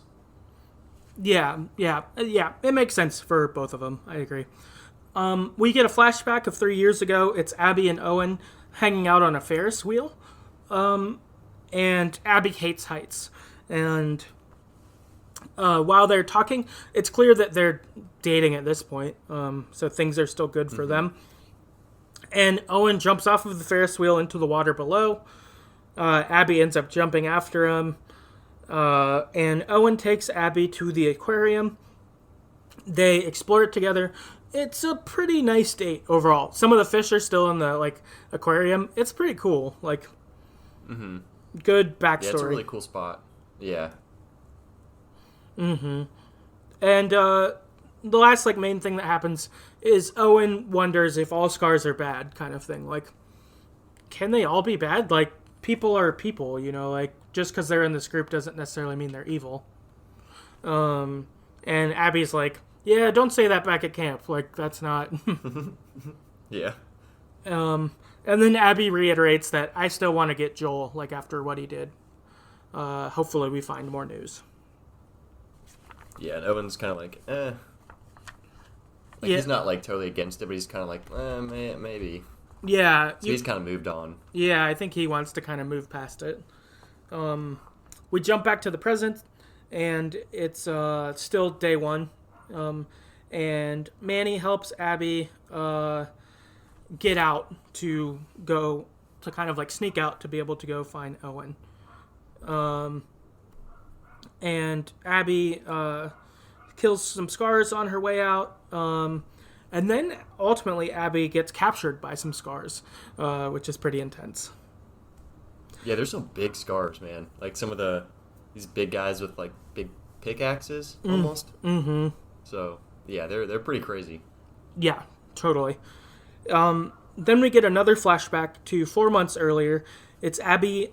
She goes to the aquarium to talk to Owen, and Abby hasn't been there for a long time. So they've been broken up for a while at this point.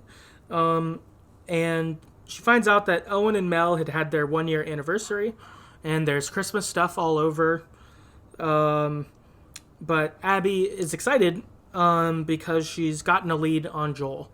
And is I know where he's at.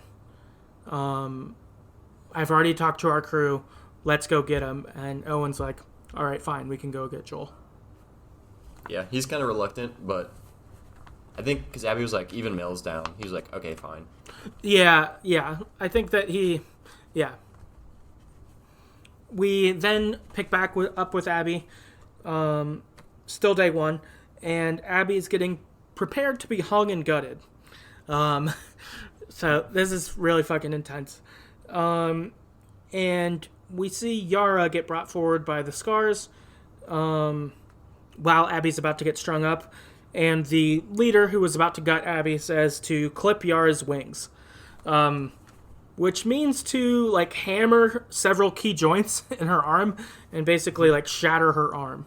It's pretty fucking brutal. Yeah, it's really fucking brutal. Super gross. It looks like it hurts a whole fucking lot. It's rough. So while this is happening and Yara's arm is getting ruined, a couple arrows fly in and hit the scars.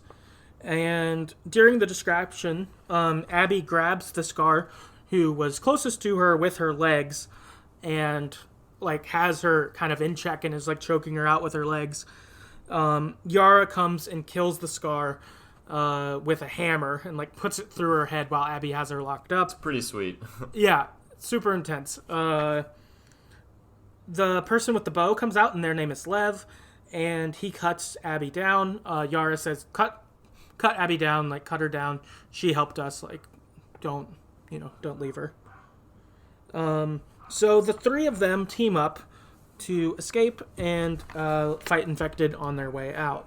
This is one of the, I think, craziest chase scene things too, because it's super dark, you can't see anything, and they're the what are they called, stalkers?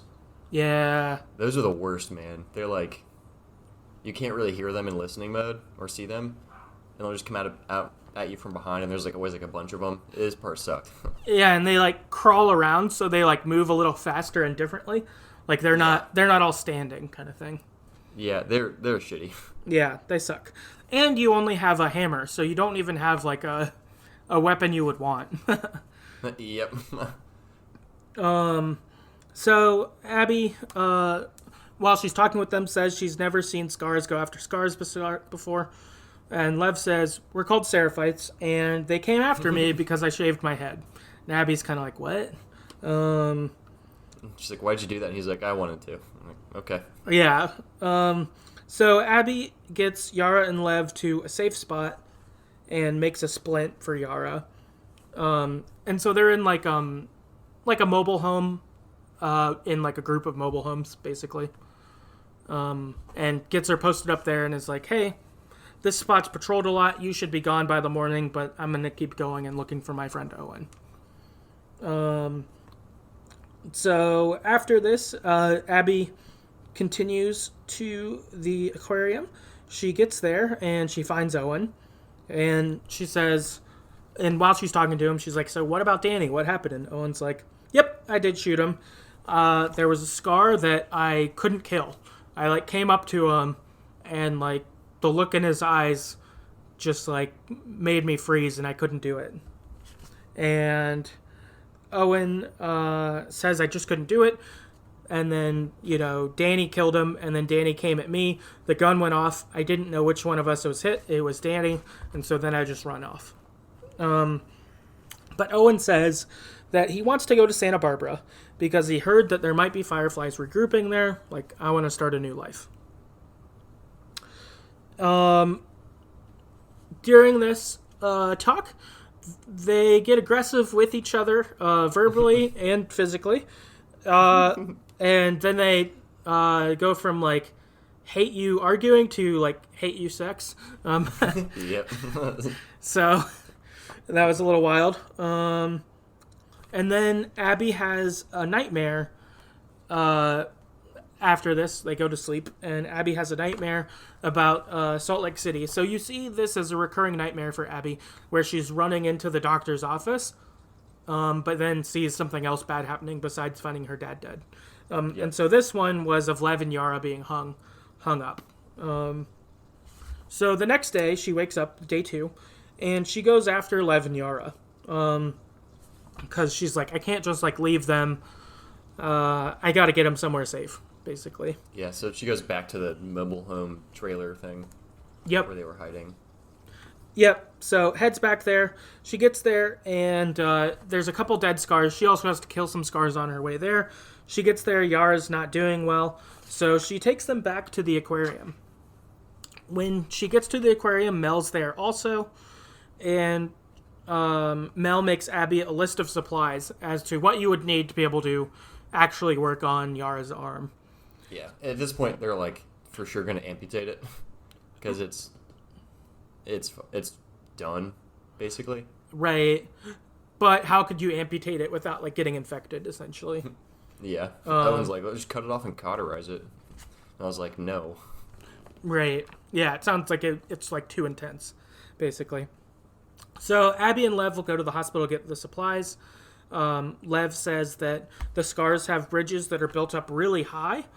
And so we would be able to get to the hospital in 2 hours instead of, all day, how it would normally take or whatever. Because Mel is also like, Yara doesn't have all day. Like, her infection's going to set in and kill her before that. And Lev's like, I can do it in 2 hours. So they head out. We learn the Seraphite saying here, which is the first person says, may she guide you. And the second person responds, may she protect you.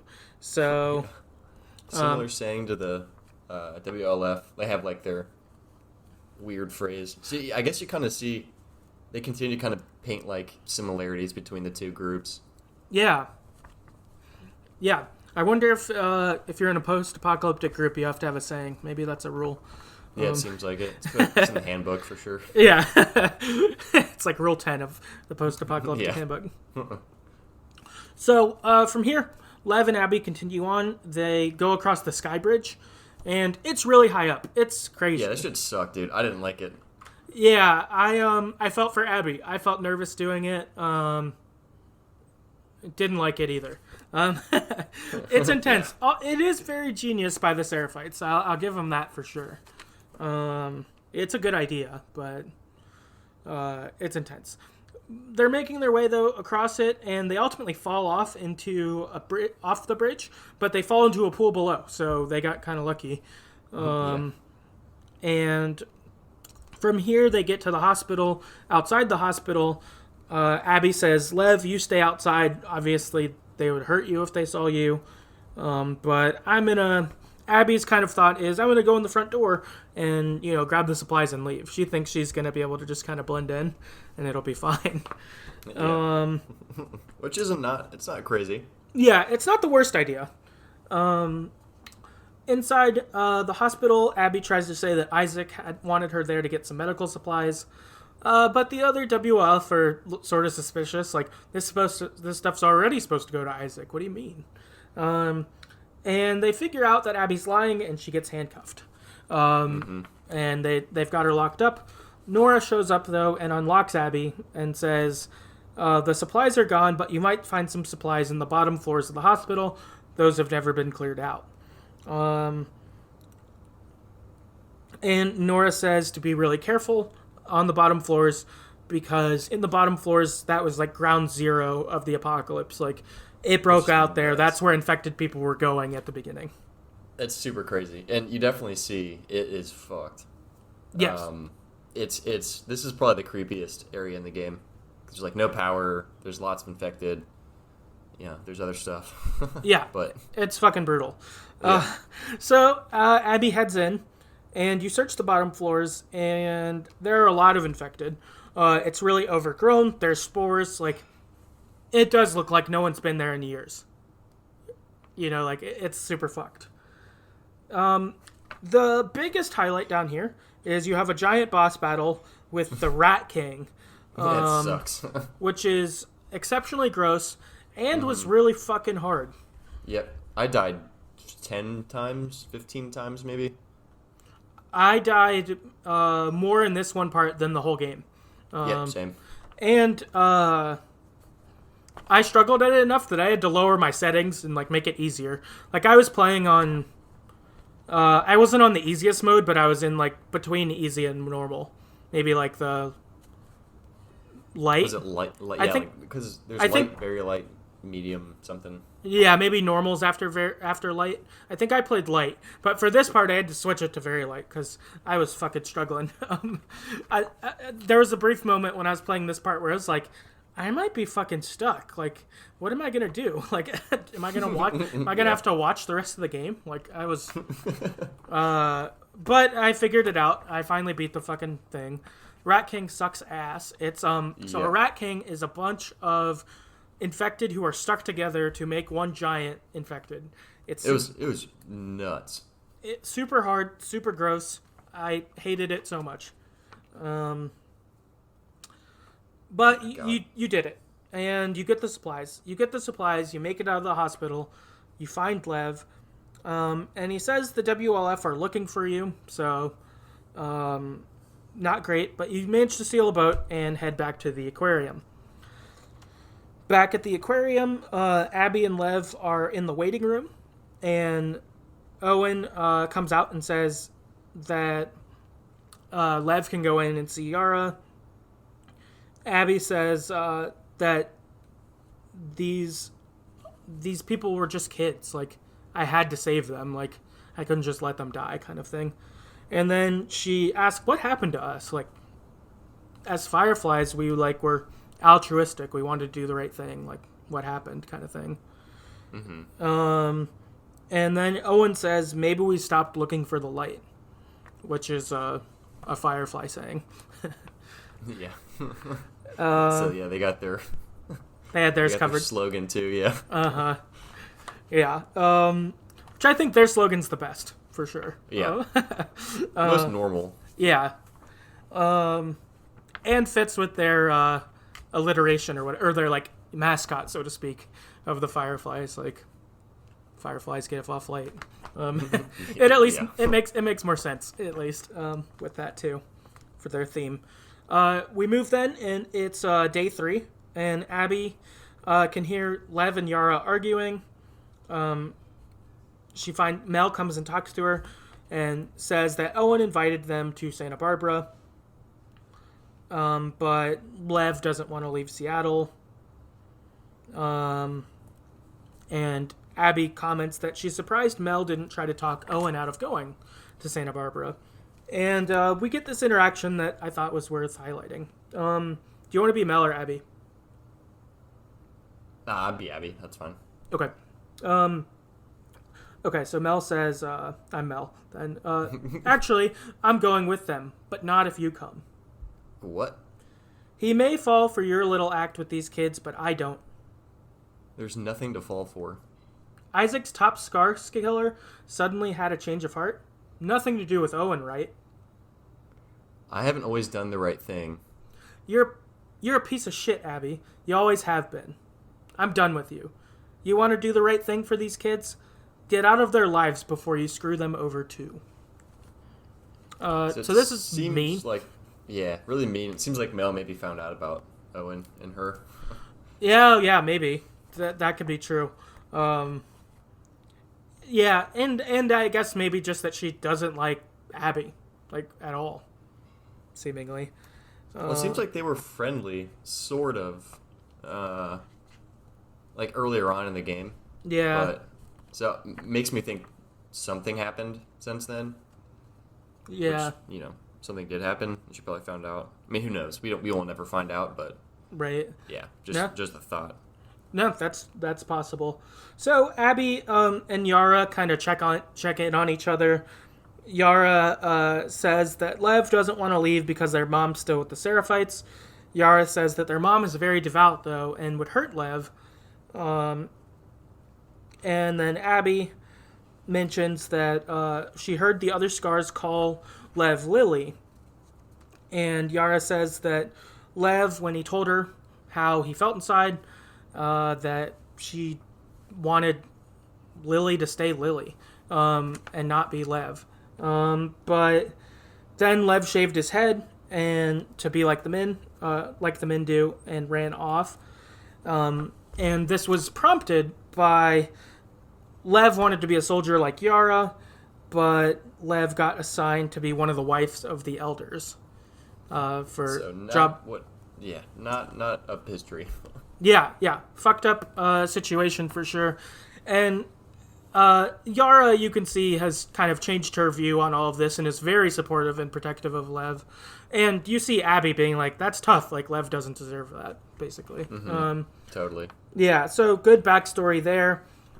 So while they're looking for Lev, they decide to get like a little gift for him to kind of, I don't know, help him feel better about what's going on. They find a stuffed shark in the gift shop. Then Owen and Abby talk about Santa Barbara for a second, but they hear Yara yelling, and they see Lev has stolen the boat and is heading to the island to get their mom. So Abby and Yara are going to go after Lev. Owen and Mel will stay behind. Owen needs to finish fixing the boat for Santa Barbara. So pretty intense, for sure. Abby and Yara head off to the marina to get a boat. On the way, they hear gunfire, and Abby tells Yara to stay at the dock, and she'll pick her up, because Yara has one arm, and, pretty recently had all this surgery, so, yeah. She's kinda not useless.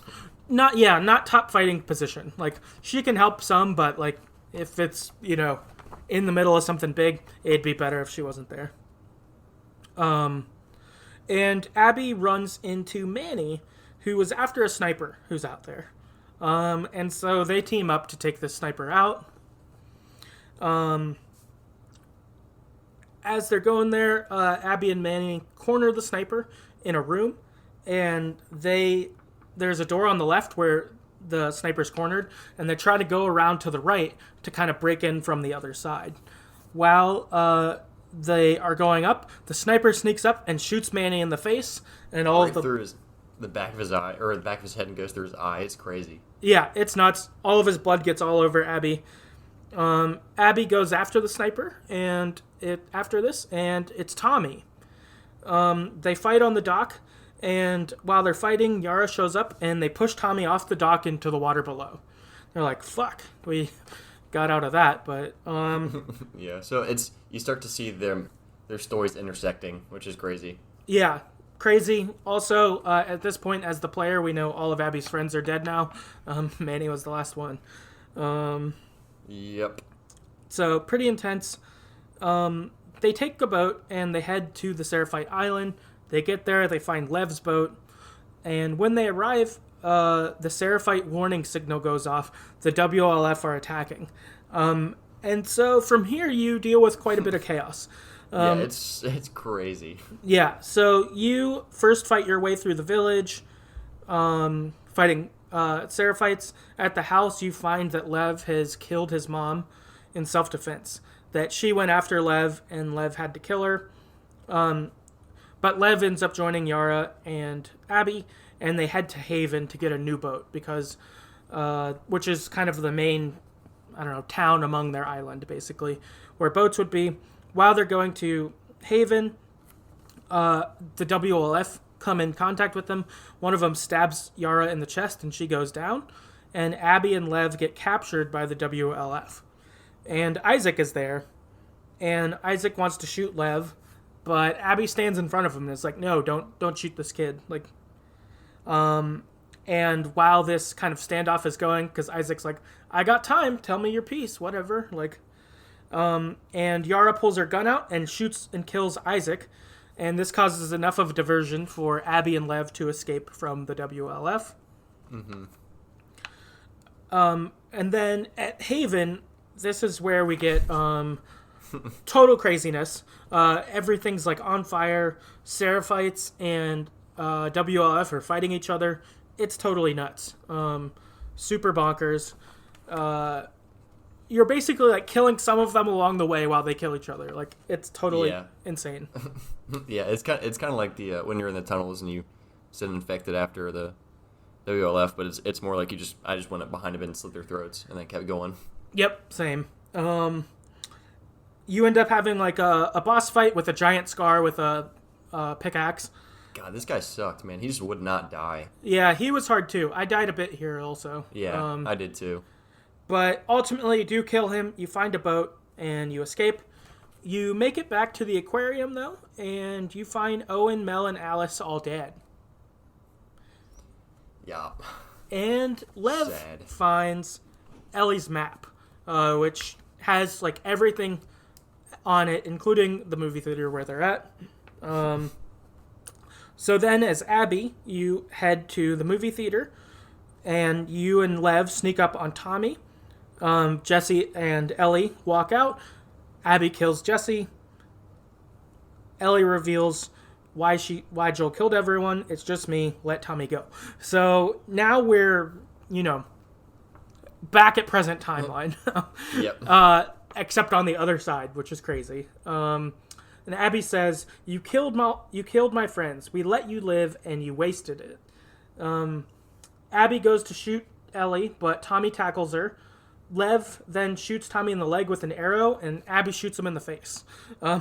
So at this point, it's all right, Tommy's dead. Yeah, so within really a few minutes, you see Jesse and Tommy both get killed, and you're like, holy shit, I'm playing as Abby, and I'm going to have to kill Ellie. That was what I thought, fuck. Man. It is nuts. And I was like, I do not want to do this. I refuse. I just won't finish the game. I'm I don't want to do this if I can help it. So Ellie runs into the theater. Abby and Lev follow after. Abby tells Lev to wait at the top, make sure Ellie doesn't leave. Abby goes after her, and Abby and Ellie get engaged in a stealth fight, where it's one of you sneak up on her and stab her or get a couple punches in, and ultimately it evolves into Abby's choking Ellie out. Ellie stabs Abby in the leg. Then Abby breaks Ellie's arm, which is pretty rough. Pretty brutal. Then Abby's just beating the shit out of Ellie. And I guess actually we surprisingly didn't comment on this aside from Nikki's comment. Yeah. But Abby's big as fuck. she's buff as hell, strong as hell. Her punches probably feel fucking horrible. Feel like Mike Tyson or something. Yeah, she's big. Yeah, she's strong as shit, which is awesome. And makes it fun. Her stealth thing, instead of shivving people, is she just breaks their necks with her arms, which is dope. It's kind of like playing as Joel from the first game. Yeah, it's fucking cool. She's awesome. But anyway, her and her strength are beating the shit out of Ellie. Then Dina comes with a knife, gets Abby off of her. Lev then shoots Dina in the shoulder with an arrow, and Abby starts smashing Dina's face on the ground and then puts a knife to her throat. And we get a new interaction with Ellie and Abby that I thought was worth highlighting. Do you want to be Ellie or Abby? It doesn't matter. I can be Abby again. Okay, I'll be Ellie. Stop! She had nothing to do with this. She's pregnant. Good. Lev interjects, Abby. And then Abby kind of puts Dina down and walks away, and then Abby says, don't let me ever see you again. And then from here, the camera pans up, and we just see Ellie and Dina laying on the ground, fucked up. Like, they just got the living shit beat out of them. And this is the only time I'm going to interject main commentary on the game before we get to our general thoughts. But I thought it's worth doing now. I felt like this game really Lord of the Rings its ending. In that, in the third Lord of the Rings movie, there's like a half an hour of endings where it's like this thing happens, and then this thing, and then this thing, and the ending like went on and on and on. And, you know, those movies are great. They have the right to make an ending like that. But as a viewer, I was like, you could have wrapped it up a couple different times, and I kind of felt like you should have. Yeah. And I feel similarly about this game. And so I'm going to highlight all the times I thought the game could have or should have ended, maybe, as we go from here. Sounds reasonable. Yep. So this is my ending number 1. I kind of think if the game just ended with them just the shit beat out of them on the ground, and it was just like game over, I kind of think that'd be dope. I can see why people maybe wouldn't make that the ending, but I think it'd be kind of dope. Yeah, it'd probably be the worst ending of the few that could have been. Yeah, it might be. I'd be willing to accept that as well. We then get a fast forward to the farm, and Ellie is taking JJ around the house. JJ is their baby, Dina's baby. Technically Dina and Jesse's. But yeah, Dina and Jesse's baby. Living together now, and they're like in a relationship, whatever. Yeah. And her and Dina seem to have a really nice life at this point. Like, they've got a farm, they're like set up, they've got a family. It seems pretty good here. Like, I was surprised how good it seems, like, just experiencing this. There's a nice letter from Jesse's parents saying, like, there's always a spot for you in Jackson, and we'll always take care of you. Like, we love and appreciate you. Like, that's pretty nice. While Ellie's doing some chores, this shovel falls, and Ellie has like a PTSD moment of Joel getting killed, and Dina comes and comforts her, which is nice. Dina, I thought, does a really good job here. Like, she's consoling, and Ellie has JJ at this point, so she like gets the baby, but doesn't like get mad at Ellie or something. Like, she's really understanding of her stuff. Like, I thought this was good. Yeah, me too. It was a good way to handle someone like that. Yeah. Sure. Even though the baby's freaking out. Yeah, totally. And I thought that this, again, is where I could put another opportunity of an ending. If, okay, they made it back, they have a nice life, but, you know, Ellie's dealing with the effects of this. I think you could have cut the cord here also. Then, from here, Ellie has gone hunting, and she comes back, and there's a horse at their house. And it's Tommy. Tommy's come and visited him. And you see Tommy, so he's not dead, but he's very fucked up, physically and life-wise. Physically, like, he's, like, part blind. Like, I think one of his eyes is basically gone. Yeah, I think he got shot in the eye. Yeah. By Abby, so that makes sense. Yeah, and his, leg is fucked up from the arrow through it, so he, like, limps a bit, too. Yep. And he tells us that he split up with Maria, that they decided it would be better to not be together. And Tommy tells them that he talked to somebody who knows where Abby is. I saw someone, I talked to him who traded with her a while ago. He knows where she's at. And I think this is where I would say ending number 3 could come up. Is, you know, it's just left with, do you want to pursue Abby? Like, could be cool. Dina, though, interjects here and says, we're done with that. Like, we're not doing this anymore. We've moved on. You should too, kind of thing. And Tommy's like, well, I can't go. Like, look at me. And then I've got a quote from Tommy. Do you want to read that? Yeah, sure. So Tommy says, reckon it's easy to forget about her when you're sitting all comfy way out here. I'll make her pay. That's what you said when we got back to Jackson. What a joke. So, yeah, Tommy has kept searching, but Ellie at this point has seemingly moved on, or tried to move on with their new life. Dina at this point tells Tommy off and is like, don't ever let me see you back here. Like, if you're going to do that kind of bullshit, like, leave us alone. You know, we're not doing that shit anymore. We see, though, that Ellie can't sleep at night. She's, like, fucked up. Not doing well. So then she sits down and plays guitar. You get a flashback to the dance with Dina, Ellie and Dina kissing. A townsperson, like, starts harassing them for kissing and is like, oh, this is a family event. Like, and Joel steps in and is about to throw down and, like, beat this dude up. And Ellie tells Joel off and is like, I don't need you to protect me. I can handle myself. Like, and gets mad at him, which is kind of sad. We then head back to the present, and Dina catches Ellie getting ready to leave. Ellie's, like, packed her stuff and is getting ready to head off. So another interaction that I thought is worth reading. I'll take Ellie here. Cool. I have to finish it. You don't owe Tommy anything. I don't sleep. I don't eat. I'm not like you, Dina. What, you think this is easy? For you and for him, I deal with it. I love you. Prove it. Stay. I can't. So what, I'm just supposed to sit here and wait for you, for God knows how long, just thinking you're dead the entire fucking time? I don't plan on dying. Yeah, well, neither did Jesse or Joel. Come on, we've got a family. She doesn't get to be more important than that.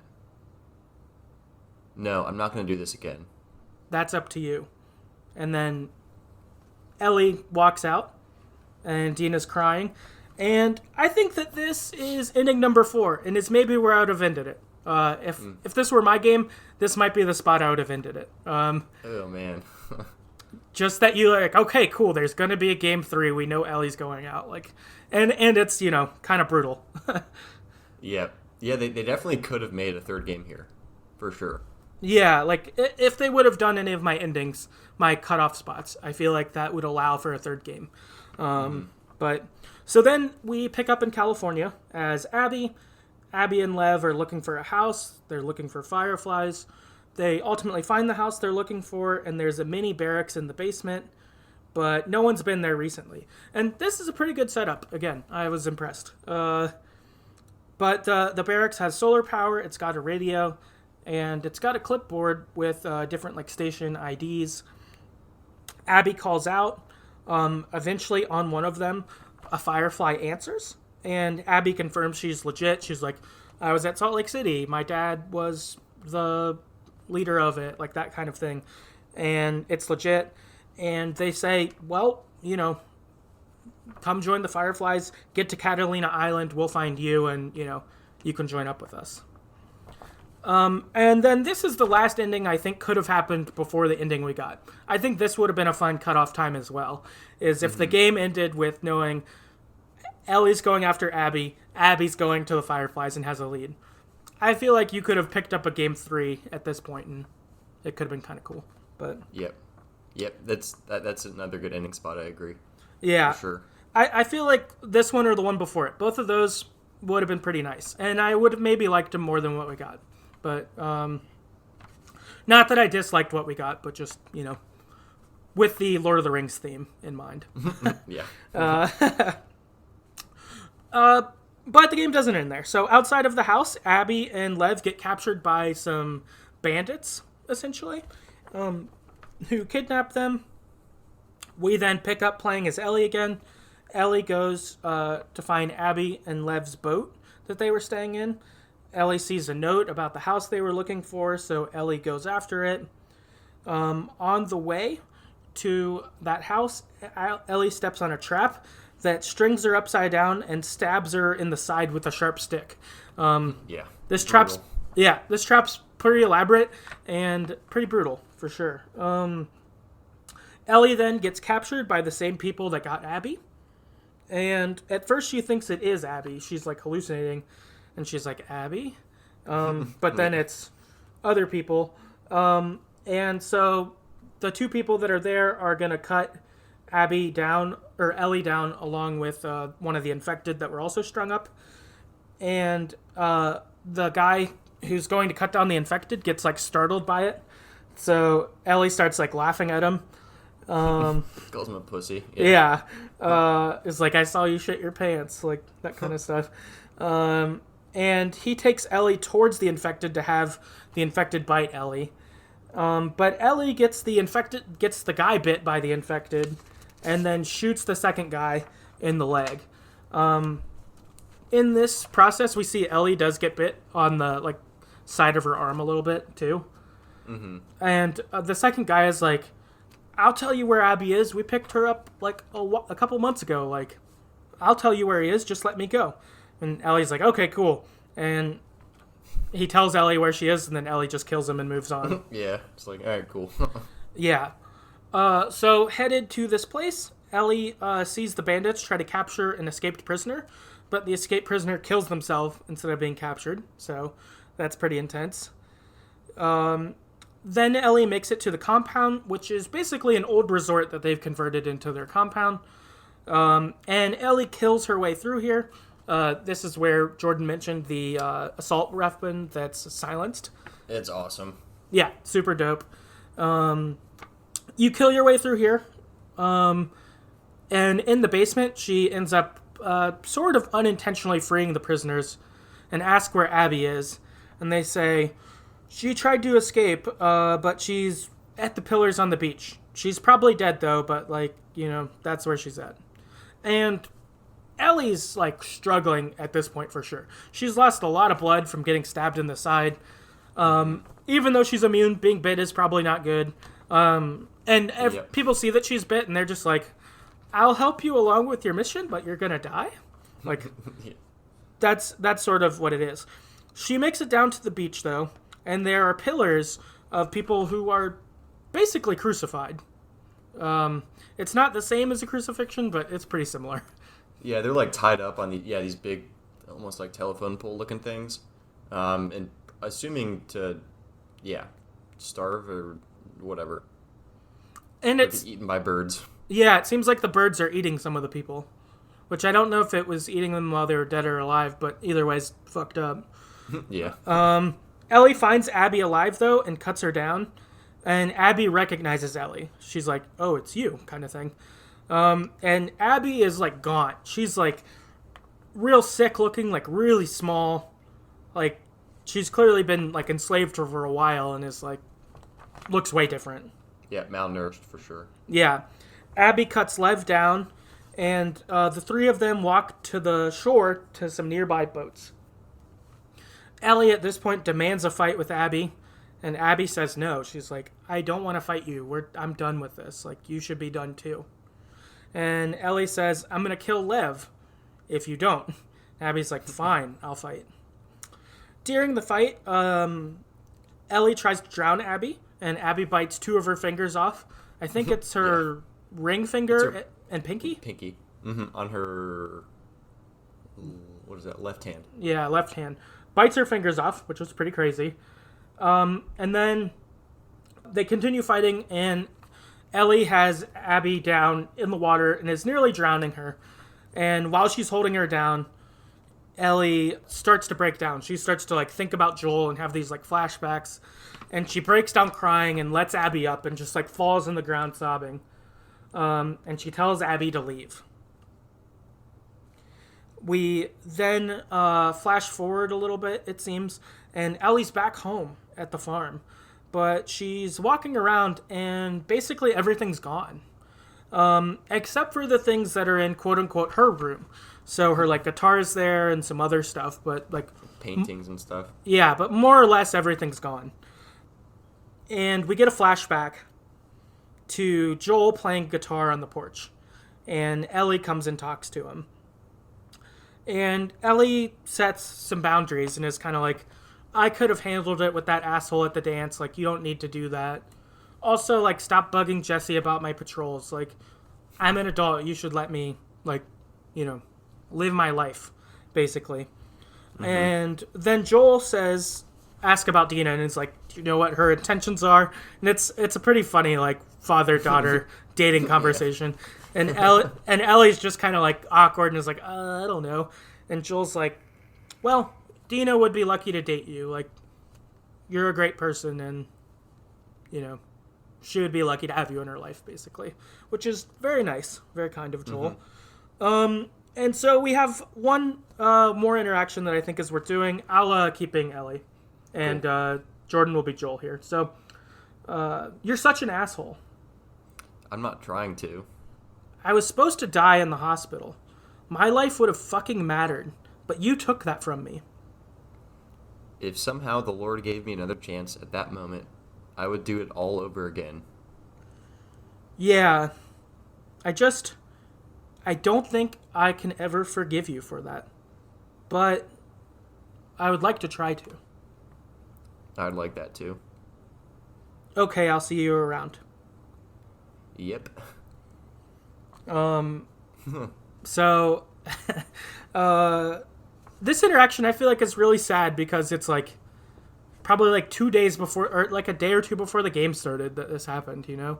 Or the day before, the night before. Yep. Because Jesse picks her up the next morning, so it's like they never got that chance, which is super sad. Yeah, it's really sad. Yeah. We go back to the present, though, and Ellie leaves the guitar in the room, and we see her walk out. Game over. So, Sad. Yeah, intense. A whole lot going on. A lot of adrenaline for me in this last couple hours of this game, for sure, especially. Super intense. So, I thought a important question to ask at this point is, which character is our favorite? So, for me, I would go with Ellie, but Abby's a pretty close second. Yeah, that's fair. I mean, same with me, Ellie. Like 1000%. I think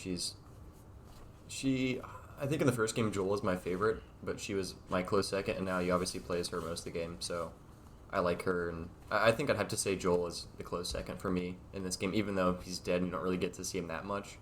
Just when you do, it's, I think, some of my favorite scenes. Yeah, I agree. All the scenes Joel are in are good. So from some people on Twitter, we've got Adam on Twitter said, assuming main and returning characters are included, definitely Ellie. Her growth in the first game and even more throughout the second are awesome. If we're only counting newer side characters, then I'd probably go with Manny. I always love a goofy sidekick. Yeah, he's great too. Yeah, he's fun. For sure. Sabrina on Twitter says, Ellie, even when she drifted so far from the shore, and even when I couldn't bear to watch her go astray, I still saw the girl I grew to love in part one, even if only a glimmer here and there. I felt responsibility of the parent and the betrayal of a lover in equal measure. That's pretty cool. Yeah, that's good. Jacob on Twitter said Abby. Harley on Twitter said Joel. Bruce on Twitter says Lev. Alexandre on Twitter says Lev. Let's Play Baseball on Twitter says, honestly, I like Tommy a lot. He didn't play that big of a role, but I felt for him the most. I like Tommy too. Yeah, I like Tommy. Until the very end. He's kind of dick, but... Yeah. Kyle on Twitter says Joel. I felt the motivations of other characters either felt forced or completely against their previous actions. Joel was the only constant, with the scenes of him and Ellie being the emotional peak of this game. I think I agree with the emotional peak. Each scene of that was like the craziest. Some of the craziest scenes. Yeah, I thought those were big too. I really like those a lot. Devin on Twitter says, Abby, she really grew on me as the game played out. Same. Yeah. Casual Opinions on Twitter says, Abby, that chick was badass. She was, for sure. Very true. Larry on Twitter says, Lev is my video game son now. Sorry, Atreus. Just good. I like that. Yeah, nice. Oh, man. Epic Glitter on Twitter says multiple. Lev, Yara, Abby, Ellie, Dina, so a lot. Also, a certain adorable infant.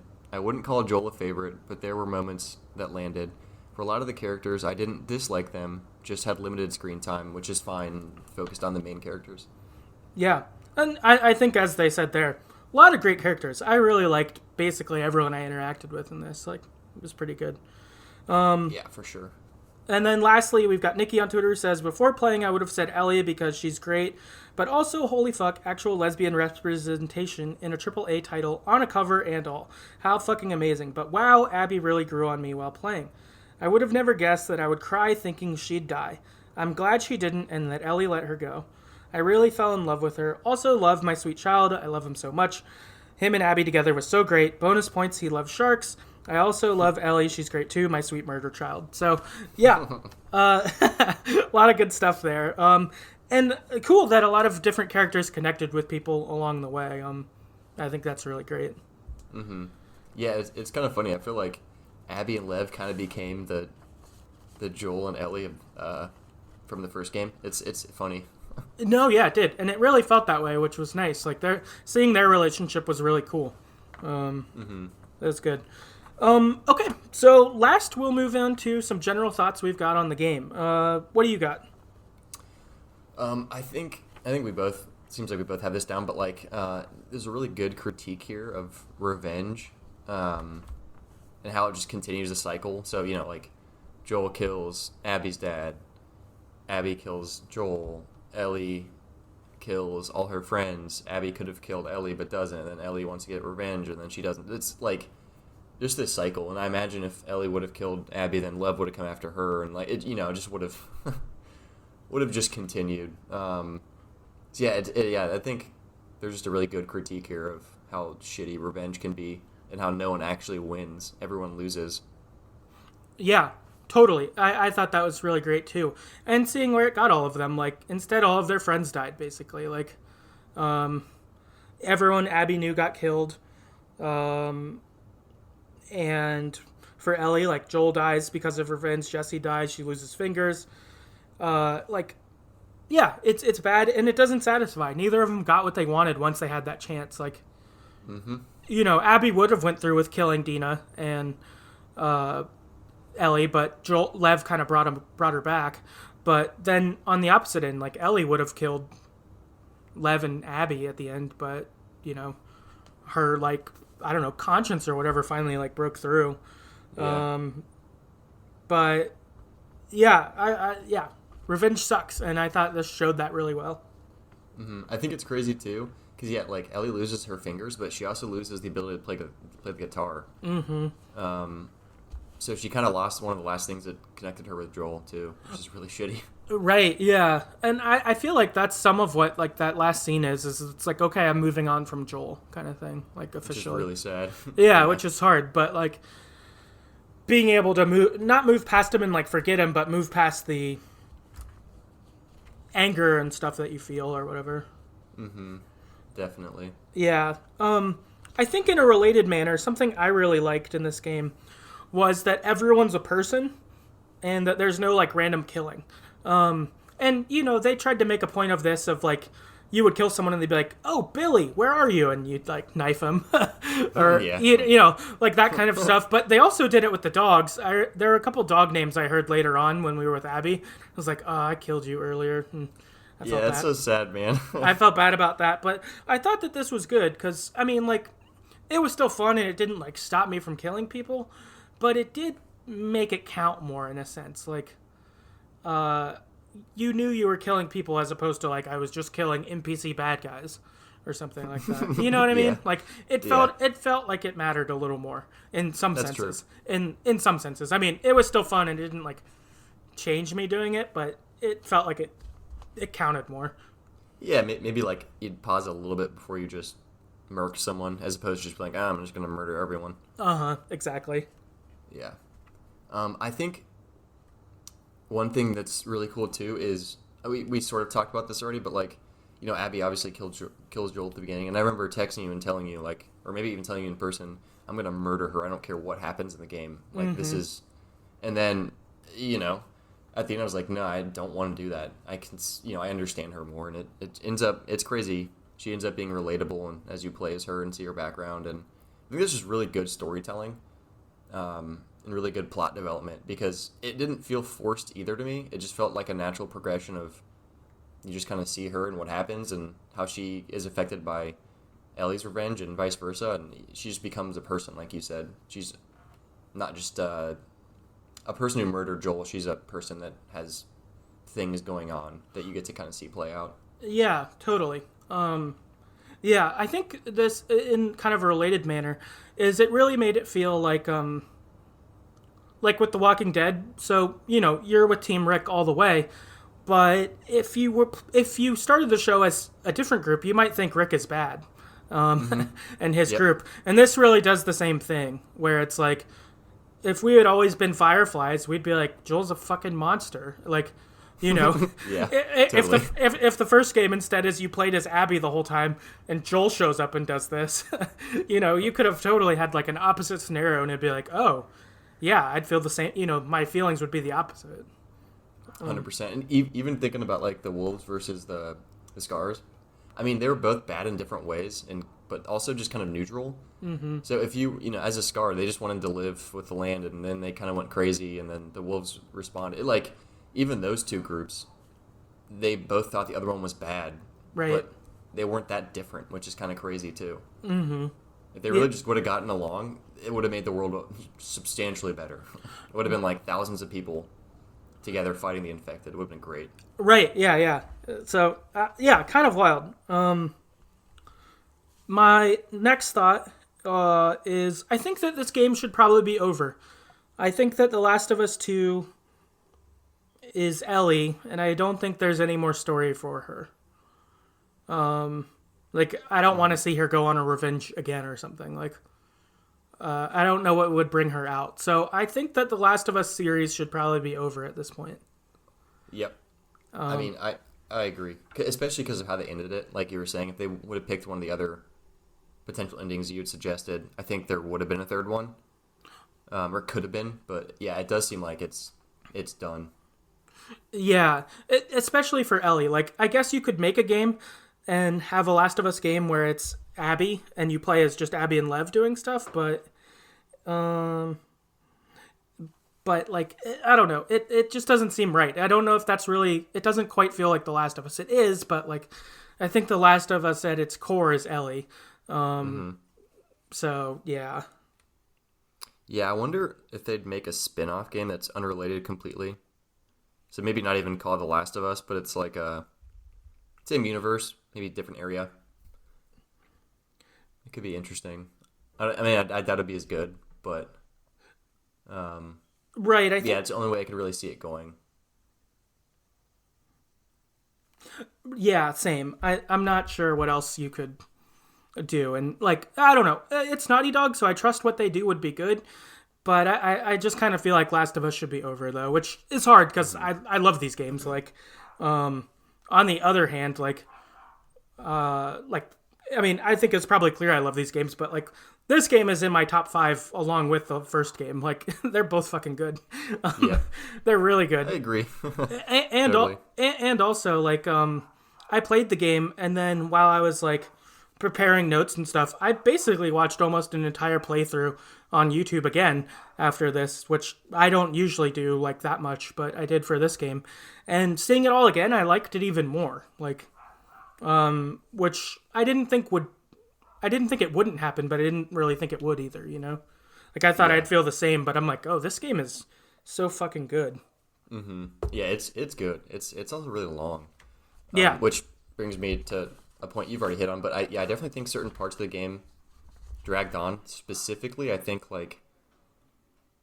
maybe day 3. Yeah, day 3 for Abby.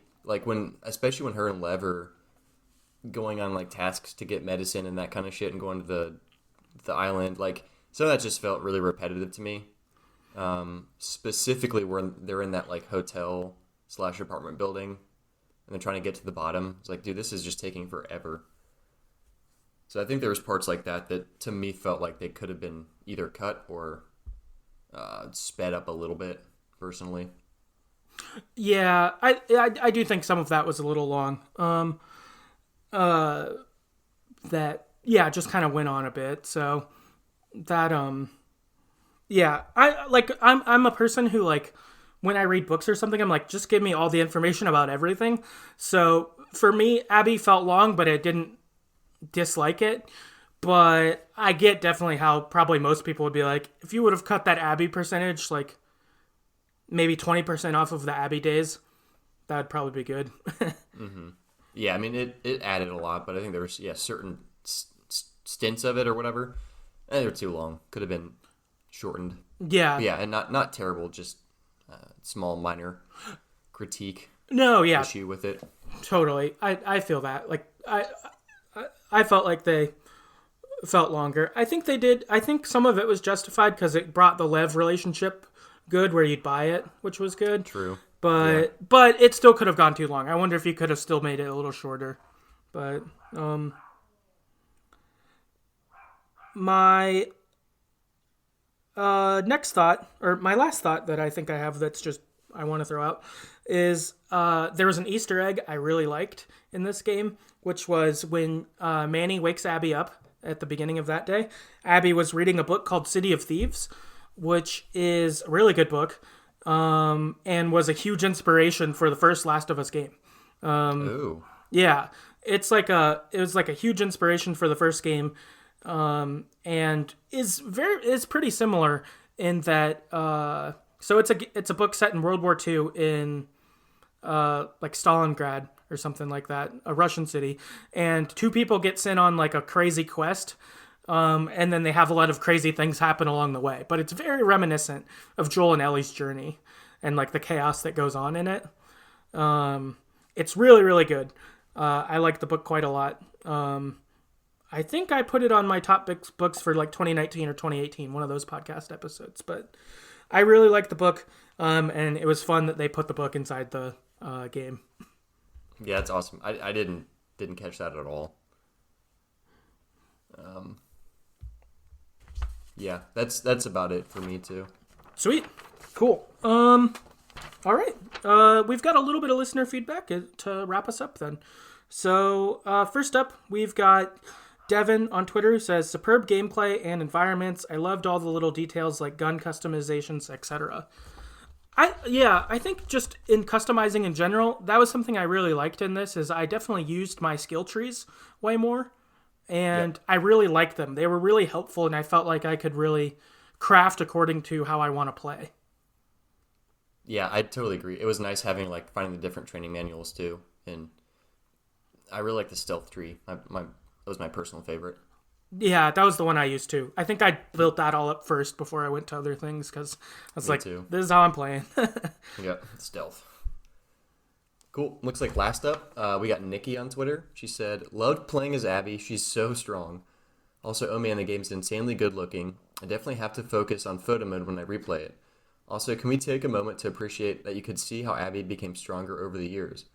Wow. It's a story about revenge, but at the same time, it's much more than that. Also, the new enemy types, humans and zombies, are really great. It really lived up to the franchise name, if you ask me. I agree. Totally. 100%. Yep, I definitely will. This will be a game I definitely play again. Maybe I'll play more as run and gun or something, but... Yeah, I'd like to try it out a different way and see. Mm-hmm. I saw, I guess they released like a patch or a new update the other day that there's a permadeath mode. So apparently people are like playing it. Yeah, I don't know how you could do this without dying, but whoever's doing it's a fucking champ. That sounds really fun, but really hard. Yeah, I agree. There was one thing I didn't write down, but I think is a worthy discussion briefly. A vaccine, even if it could have been made, like, do you have any thoughts on that? Like, if it could have worked out anyway? You mean like the vaccine being actually one that worked? Yeah, like, do you think that he would have actually been able to make it? Do you think that, like... Or, I don't know, any thoughts you have on that? I have a couple of thoughts, but...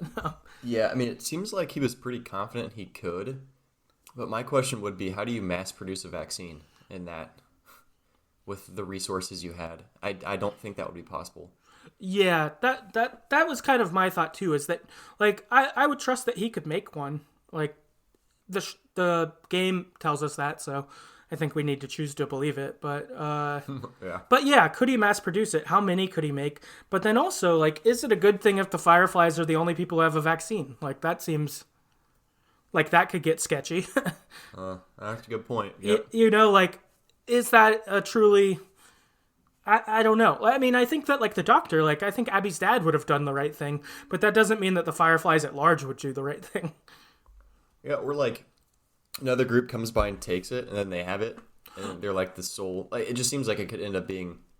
It could cause not more problems, but different problems. Right. Yeah, that was something that, I thought about a little while ago, but forgot to put in the notes, but I don't know if it could work, and that doesn't justify what Joel did, but... Like,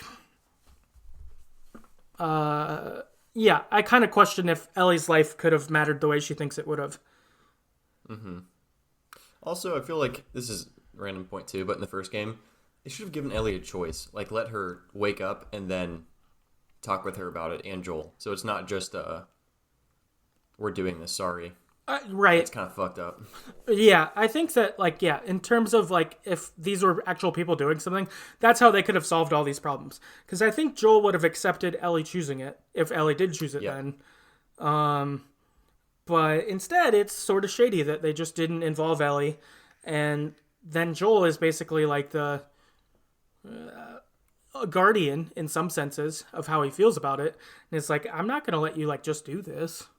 Yeah, it's crazy. Yeah, it seems like they should have had a meeting and been like, hey, this is the deal. Here's what we should do, but this is what's going to happen. Like, that seems like that's the conversation that would have kept everyone alive in this game. Probably. Then there wouldn't be a second game. So, right. Yeah, it makes sense. And even from the game, I can see why those characters didn't do that in the first game. It wasn't like... They didn't do it, so there was a game 2. They didn't do it because they're like, fuck, we gotta do this vaccine while we can. Yep. So I get it, but yeah. But anyway, that was the last thing I had. I just thought of that last minute. But yeah, that's The Last of Us 2. Do you have anything else, or? No, I think that definitely covers a lot of it. Yes. Well, that is The Last of Us 2. If you have more thoughts or thoughts on what we've said, totally send them in. We'd love to keep interacting on it. A lot of fun talking about this game and playing it. So, a couple ways to get in contact with us. You can email us at TheGreatestStoryEverPlayed@gmail. Our Twitter is @StoryEverPod. We can keep interacting there. Our website is TheGreatestStoryEverPlayed.com that has a backlog of our episodes, including the original Last of Us and a bunch of other story-heavy games. So check those out if you're interested. If you'd like to financially support the podcast, you can do that on patreon.com/TheGreatestStoryEverPlayed, like we mentioned up top. And if you'd like to rate and review us on iTunes or Podchaser or anything like that, that'd be really helpful in just getting the word out about the podcast to more people who like the same games that we all like together. That's the episode, and we'll see you next time. See ya.